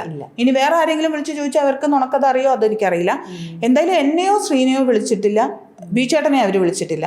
കാര്യം ബിജുവിനെ വിളിച്ചിട്ടുണ്ടെങ്കിൽ ബിജു നമ്മളോട് പറയും, വിളിച്ചിട്ടില്ല. സത്യം നമ്മളോട് ചോദിച്ചവരോട് നമ്മൾ പറഞ്ഞിട്ടുണ്ട്. അത്രയേ ഉള്ളൂ. സ്നേഹ ഇതിനു വേണ്ടിയിട്ട് ഇറങ്ങുമ്പോഴും ഇതിനു വേണ്ടിയിട്ട് ഇങ്ങനെ സ്ട്രോങ് ആയിട്ട് നിൽക്കുകയും ചെയ്യുമ്പോഴും ശ്രീ അപ്പോഴും മിണ്ടാണ്ടിരിക്കുകയാണ്. അദ്ദേഹത്തിൻ്റെ ഒരു ക്യാരക്ടർ അങ്ങനെയാണ്. പൊതുവെ എന്ത് വന്നാലും ശ്രീ സാരല്ല പോട്ടെ, നമ്മൾക്ക് പറഞ്ഞ് ജയിക്കാൻ പറ്റില്ല എന്ന അദ്ദേഹത്തിന് അതറിയാവുന്നതുകൊണ്ട് അദ്ദേഹം അവിടെ ശാന്തനായിട്ടിരിക്കുകയാണ്. പക്ഷേ ഇങ്ങനത്തെ ഒരു സിറ്റുവേഷൻ വരുമ്പോൾ ഇപ്പം സ്നേഹ തിളച്ചു നിൽക്കുന്നുണ്ടല്ലോ ഇങ്ങനെ. അപ്പോൾ സ്നേഹ പറയുന്നില്ലേ, ശ്രീ നിങ്ങൾ ഇപ്പോഴെങ്കിലും സംസാരിക്കണം, നിങ്ങളിങ്ങനെ അങ്ങനെ ഒരു കോൺവെർസേഷൻ നിങ്ങളുടെ ഇടയിൽ ഉണ്ടാവുന്നില്ലേ? അല്ല, ശ്രീയുടെ അടുത്ത് സംസാരിക്കണം എന്നൊന്നും ഞാൻ പറഞ്ഞിട്ടില്ല. ഇപ്പൊ പല ഇന്റർവ്യൂക്കാരും വരുമ്പോൾ പറയേണ്ടത് എന്താണ് ചേട്ടൻ മിണ്ടാത്തത് എന്ന് ചോദിച്ചിട്ട് അങ്ങനെ സംസാരിപ്പിക്കാറുണ്ട്. ശ്രീനെ ഇപ്പം ശ്രീ 10-40 വർഷമായിട്ട് ഇങ്ങനെ സ്വഭാവമുള്ള ഒരാളെ ഈ കേസ് വന്നതുകൊണ്ട് അയാൾ മാറണമെന്നൊന്നുമില്ല, മനസ്സിലായില്ലേ? ഇപ്പോൾ ശ്രീ ആരെയാണ് ബോധ്യപ്പെടുത്തേണ്ടത്? അതെ, പുറത്തുള്ളവരെയൊന്നുമില്ല. ശ്രീ ബോധ്യപ്പെടുത്തേണ്ടത് എന്നെ മാത്രമേ ഉള്ളൂ. എനിക്ക് നന്നായിട്ട് അറിയാം. അപ്പോൾ ശ്രീ അത് സംസാരിക്കുന്നില്ലെങ്കിൽ ശ്രീക്ക് വേണ്ടി ഞാനത് സംസാരിക്കുക, അത്രയേ ഉള്ളൂ. ഞങ്ങൾ ഒന്നിച്ച് നിൽക്കുക എന്ന് പറയുന്നത് വെറുതെ അങ്ങനെ ഒന്നിച്ച് നിൽക്കലല്ലോ. ഒരു പ്രശ്നം വരുമ്പോൾ ഉറപ്പായിട്ടും ഞാൻ അദ്ദേഹത്തിൻ്റെ കൂടെ കാണും. പക്ഷേ ഇപ്പോഴും ഞാൻ പറയുന്നു, അദ്ദേഹത്തിൻ്റെ ഭാഗത്ത് തെറ്റുണ്ടെങ്കിൽ ഒരിക്കലും ഞാൻ കൂടെ നിൽക്കില്ല. അതും ശ്രീക്കറിയാം. എന്തെങ്കിലും ഒരു ഫോൾട്ട് ഉണ്ടെങ്കിൽ ഞാൻ കൂടെ നിൽക്കില്ല. അതിലെനിക്ക് ഒരു ഭയവും ഇല്ല. ഇപ്പോൾ അതിൻ്റെ പേരിൽ നമുക്ക് എന്തെങ്കിലും ബുദ്ധിമുട്ടുണ്ടാവും എന്ന് വെച്ച ഒരു പേടിയോ അങ്ങനെ ഒന്നും എനിക്ക് എൻ്റെ ജീവിതത്തിൽ ഇനി പേടിയില്ല. ഞാൻ നേരത്തെ പറഞ്ഞല്ലോ, എൻ്റെ അച്ഛൻ പോയി, അതെനിക്ക് എടുക്കാൻ പറ്റി. ഒരു ആക്സിഡൻറ്റിൽ ഞാൻ മരിക്കാൻ പോകുന്നു എന്നുള്ള വാർത്ത എനിക്ക് എടുക്കാൻ പറ്റി. ഇതിൽ കൂടുതൽ എന്താണ്? എനിക്ക് ഒരു ഭയവും ഇല്ല. ഇന്നല്ലെങ്കിൽ നാളെ മരിക്കും, അത്രയല്ലേ ഉള്ളൂ. ഓക്കെ. സ്നേഹ പണ്ടേ വളരെ ഇതുപോലെ കാര്യങ്ങളെയൊക്കെ ഇങ്ങനെ വളരെ വയസ്സായിട്ടുള്ളൊരു അത് അങ്ങനെ ഹാൻഡിൽ ചെയ്യാൻ പറ്റുന്നൊരു കുട്ടിയായിരുന്നു? അതോ ഈ പറഞ്ഞ പോലെ എക്സ്പീരിയൻസിൽ നിന്നുമാണ് ഈ ഒരു ശക്തി? എക്സ്പീരിയൻസിൽ നിന്നാണ്. ആണോ ഈ ഒരു ശക്തി? ഉറപ്പായിട്ടും. പിന്നെ കുറേയൊക്കെ നമ്മളെ എന്താ പറയുക, പേടിയില്ലാതെയാണ് വളർത്തിയിട്ടുള്ളത്. അതൊരു സത്യമാണ്. എൻ്റെ അച്ഛൻ എന്ന് പറഞ്ഞാൽ എന്താ പറയുക, കുറച്ചും കൂടി നന്നായിട്ട് വായിക്കുന്ന, ശാസ്ത്രത്തിൽ വിശ്വസിക്കുന്ന അങ്ങനത്തെ ഒരാളായിരുന്നു. വളരെ എന്താ പറയുക, എല്ലാം കൃത്യമായിട്ട് പഠിച്ച് അങ്ങനെയൊക്കെ ഉള്ള ഒരാളാണ്. അപ്പോൾ അതൊക്കെ ഞങ്ങൾക്ക് പകർന്നു. പെൺകുട്ടികളായതുകൊണ്ട് അങ്ങനെ പാടില്ല ഇങ്ങനെ പാടില്ല അത്തരം റെസ്ട്രിക്ഷൻസ് ഒന്നും അച്ഛന് ഇഷ്ടമല്ലായിരുന്നു. അപ്പോൾ ഞങ്ങൾ രാത്രി എനിക്ക് തോന്നുന്നു ഞാനും ചേച്ചി സ്കൂളിൽ പോകുന്നത് സൈക്കിളിനാണ്. അന്നത്തെ കാലത്ത് കേട്ടോ, ചെറുതിലേ അങ്ങനെ സൈക്കിളിന് വിടാനൊക്കെ ബുദ്ധിമുട്ടായിരിക്കും. പക്ഷെ സൈക്കിളിനാണ്. പിന്നെ രാത്രി തട്ടുകടയിൽ പോയി ഫുഡ് കഴിക്കുക, ഒറ്റയ്ക്ക് ബസ്സിൽ വരാൻ ശീലിക്കണം എന്നുള്ളതൊക്കെ അതെ. അങ്ങനെയൊക്കെ നമ്മളെ പഠിപ്പിച്ചിട്ടുണ്ട്. അതുകൊണ്ട് അങ്ങനെ ഒരു ഭയം പാടില്ല എന്നുള്ളത് അച്ഛൻ നമ്മളെ പഠിപ്പിച്ചിട്ടുണ്ട്. അപ്പൊ അത് ഉണ്ടായിരുന്നു. അതുണ്ട്. പിന്നെ അച്ഛനും അങ്ങനെ തന്നെയായിരുന്നു. എന്ത് ഇഷ്ടപ്പെടാത്തതോ എന്തായാലും തുറന്നു പറയുന്ന ഒരാളായിരുന്നു. പക്ഷേ ഇപ്പം സ്നേഹ ഒരു സെലിബ്രിറ്റിയും കൂടിയാണ്. അപ്പം നമുക്ക് ഇതിന് സെലിബ്രിറ്റി അല്ലേ പോലും നമുക്ക് ഇഷ്ടപ്പെടാത്ത പല കാര്യങ്ങൾ നമ്മുടെ ചുറ്റുപാടും വന്നെങ്കിൽ പോലും നമുക്കത് എപ്പോഴും ചിലപ്പോൾ റിയാക്ട് ചെയ്യാൻ പറ്റിയൊന്നും വരില്ല. ഇപ്പോൾ ഒരു സെലിബ്രിറ്റി ആയിട്ട് നിൽക്കെ ചിലപ്പോൾ റിയാക്ട് ചെയ്ത് കഴിഞ്ഞാൽ നമ്മുടെ പേരിനെ അത് മോശമായിട്ടും ചിലപ്പോൾ ബാധിക്കാം. അല്ലെങ്കിൽ ഇതിനെന്ന് എപ്പോഴും കംപ്ലൈൻ്റ് എന്നാണോ, അല്ലെങ്കിൽ ഇവർക്ക് എപ്പോഴും ഇതെന്നാണോ, അല്ലെങ്കിൽ ഇവരിങ്ങനെ റിയാക്ട് ചെയ്യുന്നവരെ ഒരു സമൂഹത്തിലെ ഒരു വിഭാഗം ആൾക്കാർ ഇവർക്ക് എപ്പോഴും കംപ്ലൈൻ്റ് ആണല്ലോ, അല്ലെങ്കിൽ ഇവർക്ക് എന്നും ഇങ്ങനെയാണല്ലോ എന്നും തെറ്റിദ്ധരിക്കപ്പെടുന്ന അങ്ങനെ ആ ഒരു കാറ്റഗറിയിലേക്ക് നമ്മളെ മാറ്റാം. അപ്പം അങ്ങനത്തെ ഒരു പേടി സ്നേഹന് ഒരിക്കലും തട്ടിയിട്ടില്ല? ഇല്ല. ഇപ്പം ഞാൻ പറഞ്ഞല്ലോ, ഞാനിപ്പം സെലിബ്രിറ്റി എന്നൊക്കെ ഉള്ളത് വളരെ യാദൃശ്ചികമായിട്ട് വന്ന കാര്യമാണ്. ഇപ്പം ഇതൊന്നും അല്ലെങ്കിലും എൻ്റെ ഒരു ആഗ്രഹം എന്ന് പറയുന്നത് PhD ചെയ്യണമായിരുന്നു, കഥകളി പെർഫോമൻസുകൾ ചെയ്യണം, അങ്ങനെയൊക്കെയുള്ള ഒരു ആഗ്രഹത്തിലുള്ള ആളായിരുന്നു. വളരെ യാദൃശ്ചികമായിട്ടാണ് ഇതൊക്കെ നമ്മുടെ ജീവിതത്തിലേക്ക് വന്നത്. അപ്പോൾ ഇതില്ലെങ്കിലും വേറെ അപ്പോൾ എനിക്കിഷ്ടമുള്ളതൊക്കെ ഞാൻ ചെയ്യുന്നുണ്ട്. എനിക്കിപ്പോൾ ഒരു സാരി സ്റ്റോർ എന്നുള്ളത് എൻ്റെ കുടുംബത്തിലൊന്നും അങ്ങനെ ഒരു ബിസിനസ്സുകാരൊന്നും ഇല്ല. പക്ഷേ എനിക്കതൊരു ആഗ്രഹം തോന്നി, ഞാനത് ചെയ്യണു. അത് കുഴപ്പമില്ല, നന്നായിട്ട് പോകുന്നുണ്ട് എന്ന് തോന്നി. അപ്പം ഇനിയിപ്പം ഇതിൽ നിന്ന് കുറച്ചും കൂടെ വിപുലമായിട്ട് വേറെ പല കാര്യങ്ങളും ഞാൻ പ്ലാൻ ചെയ്യുന്നുണ്ട്. അതിൻ്റെ പ്ലാനിങ്ങിലാണ് കേട്ടോ, അതാണ് ഞാൻ പറയാത്തത്. പക്ഷെ അത് ഉടനെ നമ്മൾ ലോഞ്ചിങ് ഉണ്ടാവും. അപ്പം അങ്ങനെ എനിക്കിഷ്ടമുള്ള കാര്യങ്ങളൊക്കെ ഞാൻ ഒരു സൈഡിൽ കൂടി ചെയ്യുന്നുണ്ട്. അപ്പം ഇതില്ലെങ്കിൽ അതില്ലെങ്കിൽ ഇത്, എനിക്കങ്ങനെ ഭയമൊന്നുമില്ല. ഓക്കെ. മറ്റുള്ളവരിപ്പം എനിക്കിത് ശരിയാണെന്ന് തോന്നുന്നില്ല, ഞാൻ ഇതിനെ റിയാക്ട് ചെയ്യാം. പക്ഷെ ഞാനതിനെ റിയാക്ട് ചെയ്ത് മറ്റുള്ളവർ എങ്ങനെ എന്നെ തെറ്റിദ്ധരിക്കപ്പെടുവോ ഞാൻ, അങ്ങനത്തെ ഒരു ചിന്തയും ഇല്ല. എനിക്ക് ശരിയല്ലെന്ന് തോന്നിയാൽ സ്നേഹം അവിടെ ശരിയല്ല എന്ന് പറയാനുള്ള ഒരു ഗട്ട്സും ധൈര്യവും അതുണ്ട്. നമുക്ക് പക്ഷെ ക്ലാരിറ്റി വേണം, അത്രേ ഉള്ളൂ. ഓക്കെ, അതാ പറഞ്ഞത്, സ്നേഹയ്ക്ക് മനസ്സിലാവുകയാണ് ഇതിനകത്ത് ഇതാണ് ശരി എന്ന് സ്വയം ഒരു ബോധ്യം വന്നു കഴിഞ്ഞാൽ അതിനെ എത്ര ഇതായിട്ടാണെങ്കിലും നിൽക്കും. അത് ഓപ്പോസിറ്റ് നിൽക്കുന്ന ഒരു ശക്തി എന്ന് പറയുന്നത് ഒരു ഗ്രൂപ്പ് ആണെങ്കിൽ പോലും അതിനെ പിടിച്ചു നിൽക്കാനുള്ള ഒരു പവർ, ഒരു ശക്തി സ്നേഹിക്കുന്നുണ്ട്. അങ്ങനെ എനിക്ക് പേടിയൊന്നുമില്ല നമ്മൾ ആരെങ്കിലും തകർത്ത് കളയുന്നുള്ളത്. അതൊക്കെ ഓരോരുത്തരുടെ മെൻ്റൽ കണ്ടീഷനാണ്.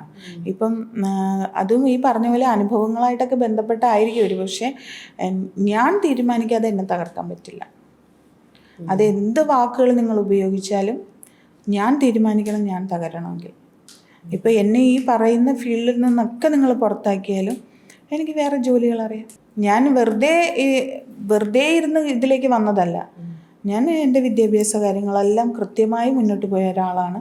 അപ്പോഴും ഞാൻ പറയുന്ന ഒരു കോഴ്സ് പോലും ഞാൻ ഫീസ് കൊടുത്ത് പഠിച്ച ആളല്ല. ഞാൻ നന്നായി പഠിക്കുമായിരുന്നു. എനിക്ക് എല്ലാ അഡ്മിഷനും അങ്ങനെ തന്നെയാണ് കിട്ടിയിട്ടുള്ളത്. അപ്പോൾ അതിലൊന്നും എനിക്ക് പേടിയില്ല. ജീവിതത്തിൽ നമ്മുടെ മണി അല്ലെങ്കിൽ പൈസ അതിനെത്രത്തോളം ഇമ്പോർട്ടൻസ് ഉണ്ടെന്നാണ് മനസ്സിലാക്കുന്നത്? പൈസയ്ക്ക് ഇമ്പോർട്ടൻസ് ഉണ്ട്, ഉറപ്പായിട്ടും. നമുക്ക് ജീവിക്കാൻ പൈസ വേണം. പിന്നെ പൈസ ഇല്ലാത്തതിൻ്റെ പേരിൽ നമ്മളെ മാറ്റി നിർത്തപ്പെടുന്ന സ്ഥലങ്ങളുണ്ടാകും. അങ്ങനെയൊക്കെ ഉണ്ടാവും. അങ്ങനെ ഉണ്ടായിട്ടുണ്ടോ?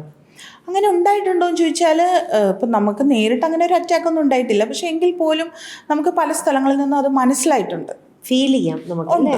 ഉണ്ട്, മനസ്സിലായിട്ടുണ്ട്. അപ്പം നമുക്ക് ജീവിക്കാൻ ഉറപ്പായിട്ടും നമ്മുടെ കയ്യിൽ പൈസ വേണം. പക്ഷേ എന്ന് വെച്ച് നമ്മുടെ കയ്യിൽ ഒരുപാട് പൈസ അക്കൗണ്ടിലുണ്ട് എന്ന് വെച്ച് നമ്മളുടെ പെരുമാറ്റം ശരിയല്ലെങ്കിൽ ഒരുത്തനും നമ്മുടെ കൂടെ കാണില്ല. അതുകൊണ്ട് അങ്ങനെയുള്ളവരെയും എനിക്കറിയാം. അതുകൊണ്ടാണ് ഞാൻ പറയണത്. ഇപ്പം എനിക്ക് ജീവിക്കാൻ ഒരു പൈസ വേണം, അത് ഉറപ്പാണ്. പക്ഷേ എൻ്റെ കയ്യിൽ ഒരുപാട് പൈസ ഉണ്ട് വെച്ചിട്ട് നമ്മൾ മറ്റുള്ളവരോട് മര്യാദയ്ക്ക് പെരുമാറിയില്ലെങ്കിൽ ആ ലൈഫ് കൊണ്ട് ഒരു കാര്യമില്ല എന്ന് വിചാരിക്കുന്ന ആളാണ് ഞാൻ. കാര്യം ഉരുണ്ട് താഴെ വീഴുമ്പോൾ അക്കൗണ്ടിലെ പൈസ തന്നെ വരില്ലല്ലോ. ചുറ്റും നിൽക്കുന്നവർ വേണ്ടേ എടുത്ത് കൊണ്ട് ആശുപത്രിയിൽ വെക്കാൻ വേണ്ടിയിട്ട്. അപ്പം ഞാൻ വിചാരിക്കുന്നത് പൈസ ഒരു ഫാക്ടറാണ്, പക്ഷെ അതുപോലെ തന്നെ ഇമ്പോർട്ടൻ്റ് ആണ് നമ്മളുടെ ചുറ്റിനുമുള്ള മനുഷ്യരോടുള്ള നമ്മുടെ പെരുമാറ്റം. നമ്മളെല്ലാവരോടും നല്ല രീതിയിൽ സംസാരിക്കണം. അങ്ങനെയാണ് എൻ്റെ കേദാറിൻ്റെ കാര്യത്തിൽ ഞാൻ അങ്ങനെയാണ് ആഗ്രഹിക്കുന്നത്. എല്ലാവരോടും നല്ല രീതിയിൽ പെരുമാറുന്ന ഒരാളായിട്ട് കേദാർ വളരണം എന്നുള്ളതാണ് എൻ്റെ ആഗ്രഹം. നമ്മുടെ സ്വഭാവം ക്യാരക്ടറിലാണ്. അതെ, അല്ലാതെ വീടിൻ്റെ ഉള്ളിൽ അടച്ചിരുന്ന് ഞാൻ പാട്ട് പാടും അല്ലെങ്കിൽ അതായത് ഇപ്പോൾ കേദാർ, ഞാൻ വിചാരിക്കുന്നത് കേദാർ ഉറപ്പായിട്ടും ഒരു പാട്ടുകാരനോ കൊട്ടുകാരനോ ആവുന്നുള്ളതാണ് എൻ്റെ ഇപ്പോഴത്തെ അവൻ്റെ ഒരു ഇത് വെച്ചിട്ട്. അപ്പം ഒരിക്കലും കേദാർ ഒരു സ്ഥലത്ത് ഇരുന്നുകൊണ്ട് അത് ചെയ്യും ഇത് ചെയ്യും എന്ന് പറഞ്ഞ് അങ്ങനെയല്ലാതെ എല്ലാവരുമായിട്ടും നമ്മൾ ഇടപെടണം. നമുക്ക് ബന്ധങ്ങൾ വേണം, നമുക്ക് മനുഷ്യരായിട്ട് സഹകരണം വേണം. മനുഷ്യരായിട്ട് മാത്രമല്ല, നമ്മുടെ ചുറ്റിനുള്ള എല്ലാ ജീവികളോടും ഒരു സ്നേഹം വേണമെന്ന് വിശ്വസിക്കുന്ന ആളാണ് ഞാൻ. ആ ഒരു സ്നേഹത്തിനെല്ലാം വളരെയധികം ഇമ്പോർട്ടൻസും കൊടുക്കുന്നുണ്ട്. അത് എന്തിനോടുള്ളതാണെങ്കിൽ അതെ, എനിക്കത് ഭയങ്കര നിർബന്ധമാണ്. ഇപ്പം എൻ്റെ ഓസ്കാർ എൻ്റെ ജീവിതത്തിൽ വളരെ യാദൃശ്ചികമാണ്. എനിക്ക് ഭയങ്കര പേടിയായിരുന്നു ഈ പട്ടികളെ. എനിക്ക് ഭയങ്കര പേടിയാണ് പട്ടികളെ. വീട്ടിൽ പോലും ഞാൻ പോയില്ലായിരുന്നു. പക്ഷെ ശ്രീ ഒരു ദിവസം തിരുവനന്തപുരത്ത് നിന്ന് വന്നപ്പോൾ എവിടുന്ന് കൊണ്ടുവന്നാണ് ഇവനെ ബീഗിള്. ഞാൻ പറഞ്ഞു ശ്രീ ഞാനിവിടെ നിൽക്കില്ല, ഞാൻ എൻ്റെ വീട്ടിൽ പോവുകയാണെന്ന് പറഞ്ഞിട്ട് ഞാൻ അന്ന് ഒച്ചെടുത്ത ആളാണ്. ശ്രീ പറഞ്ഞു ഒന്നുമില്ല, ഇതങ്ങനെ ഫുഡ് എറിഞ്ഞിട്ട് കൊടുക്കുക അത് വളരും എന്ന് പറഞ്ഞു. എന്നിട്ട് ശ്രീ ഏതോ തെലുങ്ക് സിനിമ എന്ന് പറഞ്ഞാൽ ഹൈദരാബാദിലും പോയി. ഞാനിത് മാത്രം ഞാൻ ബ്രെഡൊക്കെ 2 ദിവസം എറിഞ്ഞിട്ട് കൊടുത്ത് നോക്കി. 3-ാം ദിവസം ഇത് എണീക്കുന്നില്ല. പിന്നെ ഞാനിങ്ങനെ വിളിച്ചൊക്കെ നോക്കി, പൂച്ച വിളിക്കുമ്പോൾ അപ്പോഴും അത് എണീക്കുന്നില്ല. അപ്പം എനിക്ക് മനസ്സിലായി ഇതിന് എന്തോ കുഴപ്പമുണ്ട്. ശ്രീയുടെ ഒരു ഫ്രണ്ടിനെ ഞാൻ വിളിച്ചിട്ട് അത് എണീക്കണില്ല, എന്താ വേണ്ട വെച്ച്. അങ്ങനെ അവനെ പിന്നെ കോഴിക്കോട് നിന്നിട്ട് നിഷാദ് എന്നാണ്, നിഷാദ് ഓൺലൈനിൽ ഇവിടെ ബുക്ക് ചെയ്തു ഫെലിക്കനിലെ ഹോസ്പിറ്റലിലെ ഡോക്ടറെ. എന്നിട്ട് ഞാൻ വീഡിയോ കോൾ കാണിച്ചപ്പോൾ ആ ഡോക്ടറെ അടുത്തോടെ വേഗം അതിനെടുത്തോണ്ട് അത് ആകെ പ്രശ്നത്തിലാണ്, എന്തോ വലിയ അസുഖമാണെന്ന്. പിന്നെ ഇതിനെ എടുക്കാൻ എനിക്കറിയാമോ, പണ്ട് ഞങ്ങളുടെ വീട്ടിൽ ആട്ടുംകുട്ടി ഉണ്ടായിരുന്നു. അങ്ങനെ ആട്ടുംകുട്ടീനെ എടുക്കുമ്പോൾ എടുത്ത് കാറി വെച്ച് ഞാൻ വണ്ടി ഓടിച്ച് പോയി. അന്ന് ഈ ബീഗിള് പൊതുവെ ഇഞ്ചക്ഷനൊന്നും ഇരുന്ന് കൊടുക്കൂല. ആ ഡോക്ടർ എന്നെ പറഞ്ഞ് ഞാൻ കേട്ടിട്ടുണ്ട് 8 പേരൊക്കെയാണ് നിൽക്കണേ. പക്ഷെ ഇത് പാവത്തിന് വയ്യാത്തതുകൊണ്ട് 2 കാലിങ്ങനെ എൻ്റെ നെഞ്ചത്ത് വെച്ചിട്ട് ഇഞ്ചക്ഷനൊക്കെ നിന്ന് കൊടുത്തു. ആ 2 കാല് നെഞ്ചത്ത് വെച്ചാൽ ഇപ്പോഴും എൻ്റെ നെഞ്ചത്ത് തന്നെയാണ്. ഇപ്പം പുള്ളി ഞാനും ഭയങ്കര അറ്റാച്ച്ഡായി. എൻ്റെ അടുത്ത് ഒരു ദിവസം ശ്രീ ഒച്ചയിൽ സംസാരിച്ചതിന് ഓസ്കാർ ശ്രീയുടെ കയ്യിൽ കടിച്ചു. എന്നിട്ട് രാത്രി ശ്രീനെ കൊണ്ടുപോയിട്ട് ഞാൻ ഇഞ്ചക്ഷൻ വെക്കേണ്ടി വന്നു. തമാശയ്ക്ക് പോലും ശബ്ദം എൻ്റെ നേരെ പറ്റില്ല. അങ്ങനെ ഞാൻ വളർത്തിക്കൊണ്ടുവന്ന എൻ്റെ മോനാണ് ഓസ്കാർ. അപ്പൊ ഇപ്പൊ 2 മക്കളെ ഷൂട്ടിങ്ങിനൊക്കെ പോകുമ്പോ അവരെ മിസ് ചെയ്യാണ് അല്ലേ? പിന്നെ എനിക്ക് 2 പേര്. എനിക്കത് കുറെ ദിവസമൊന്നും അങ്ങനെ മാറി നിൽക്കാൻ പറ്റൂല.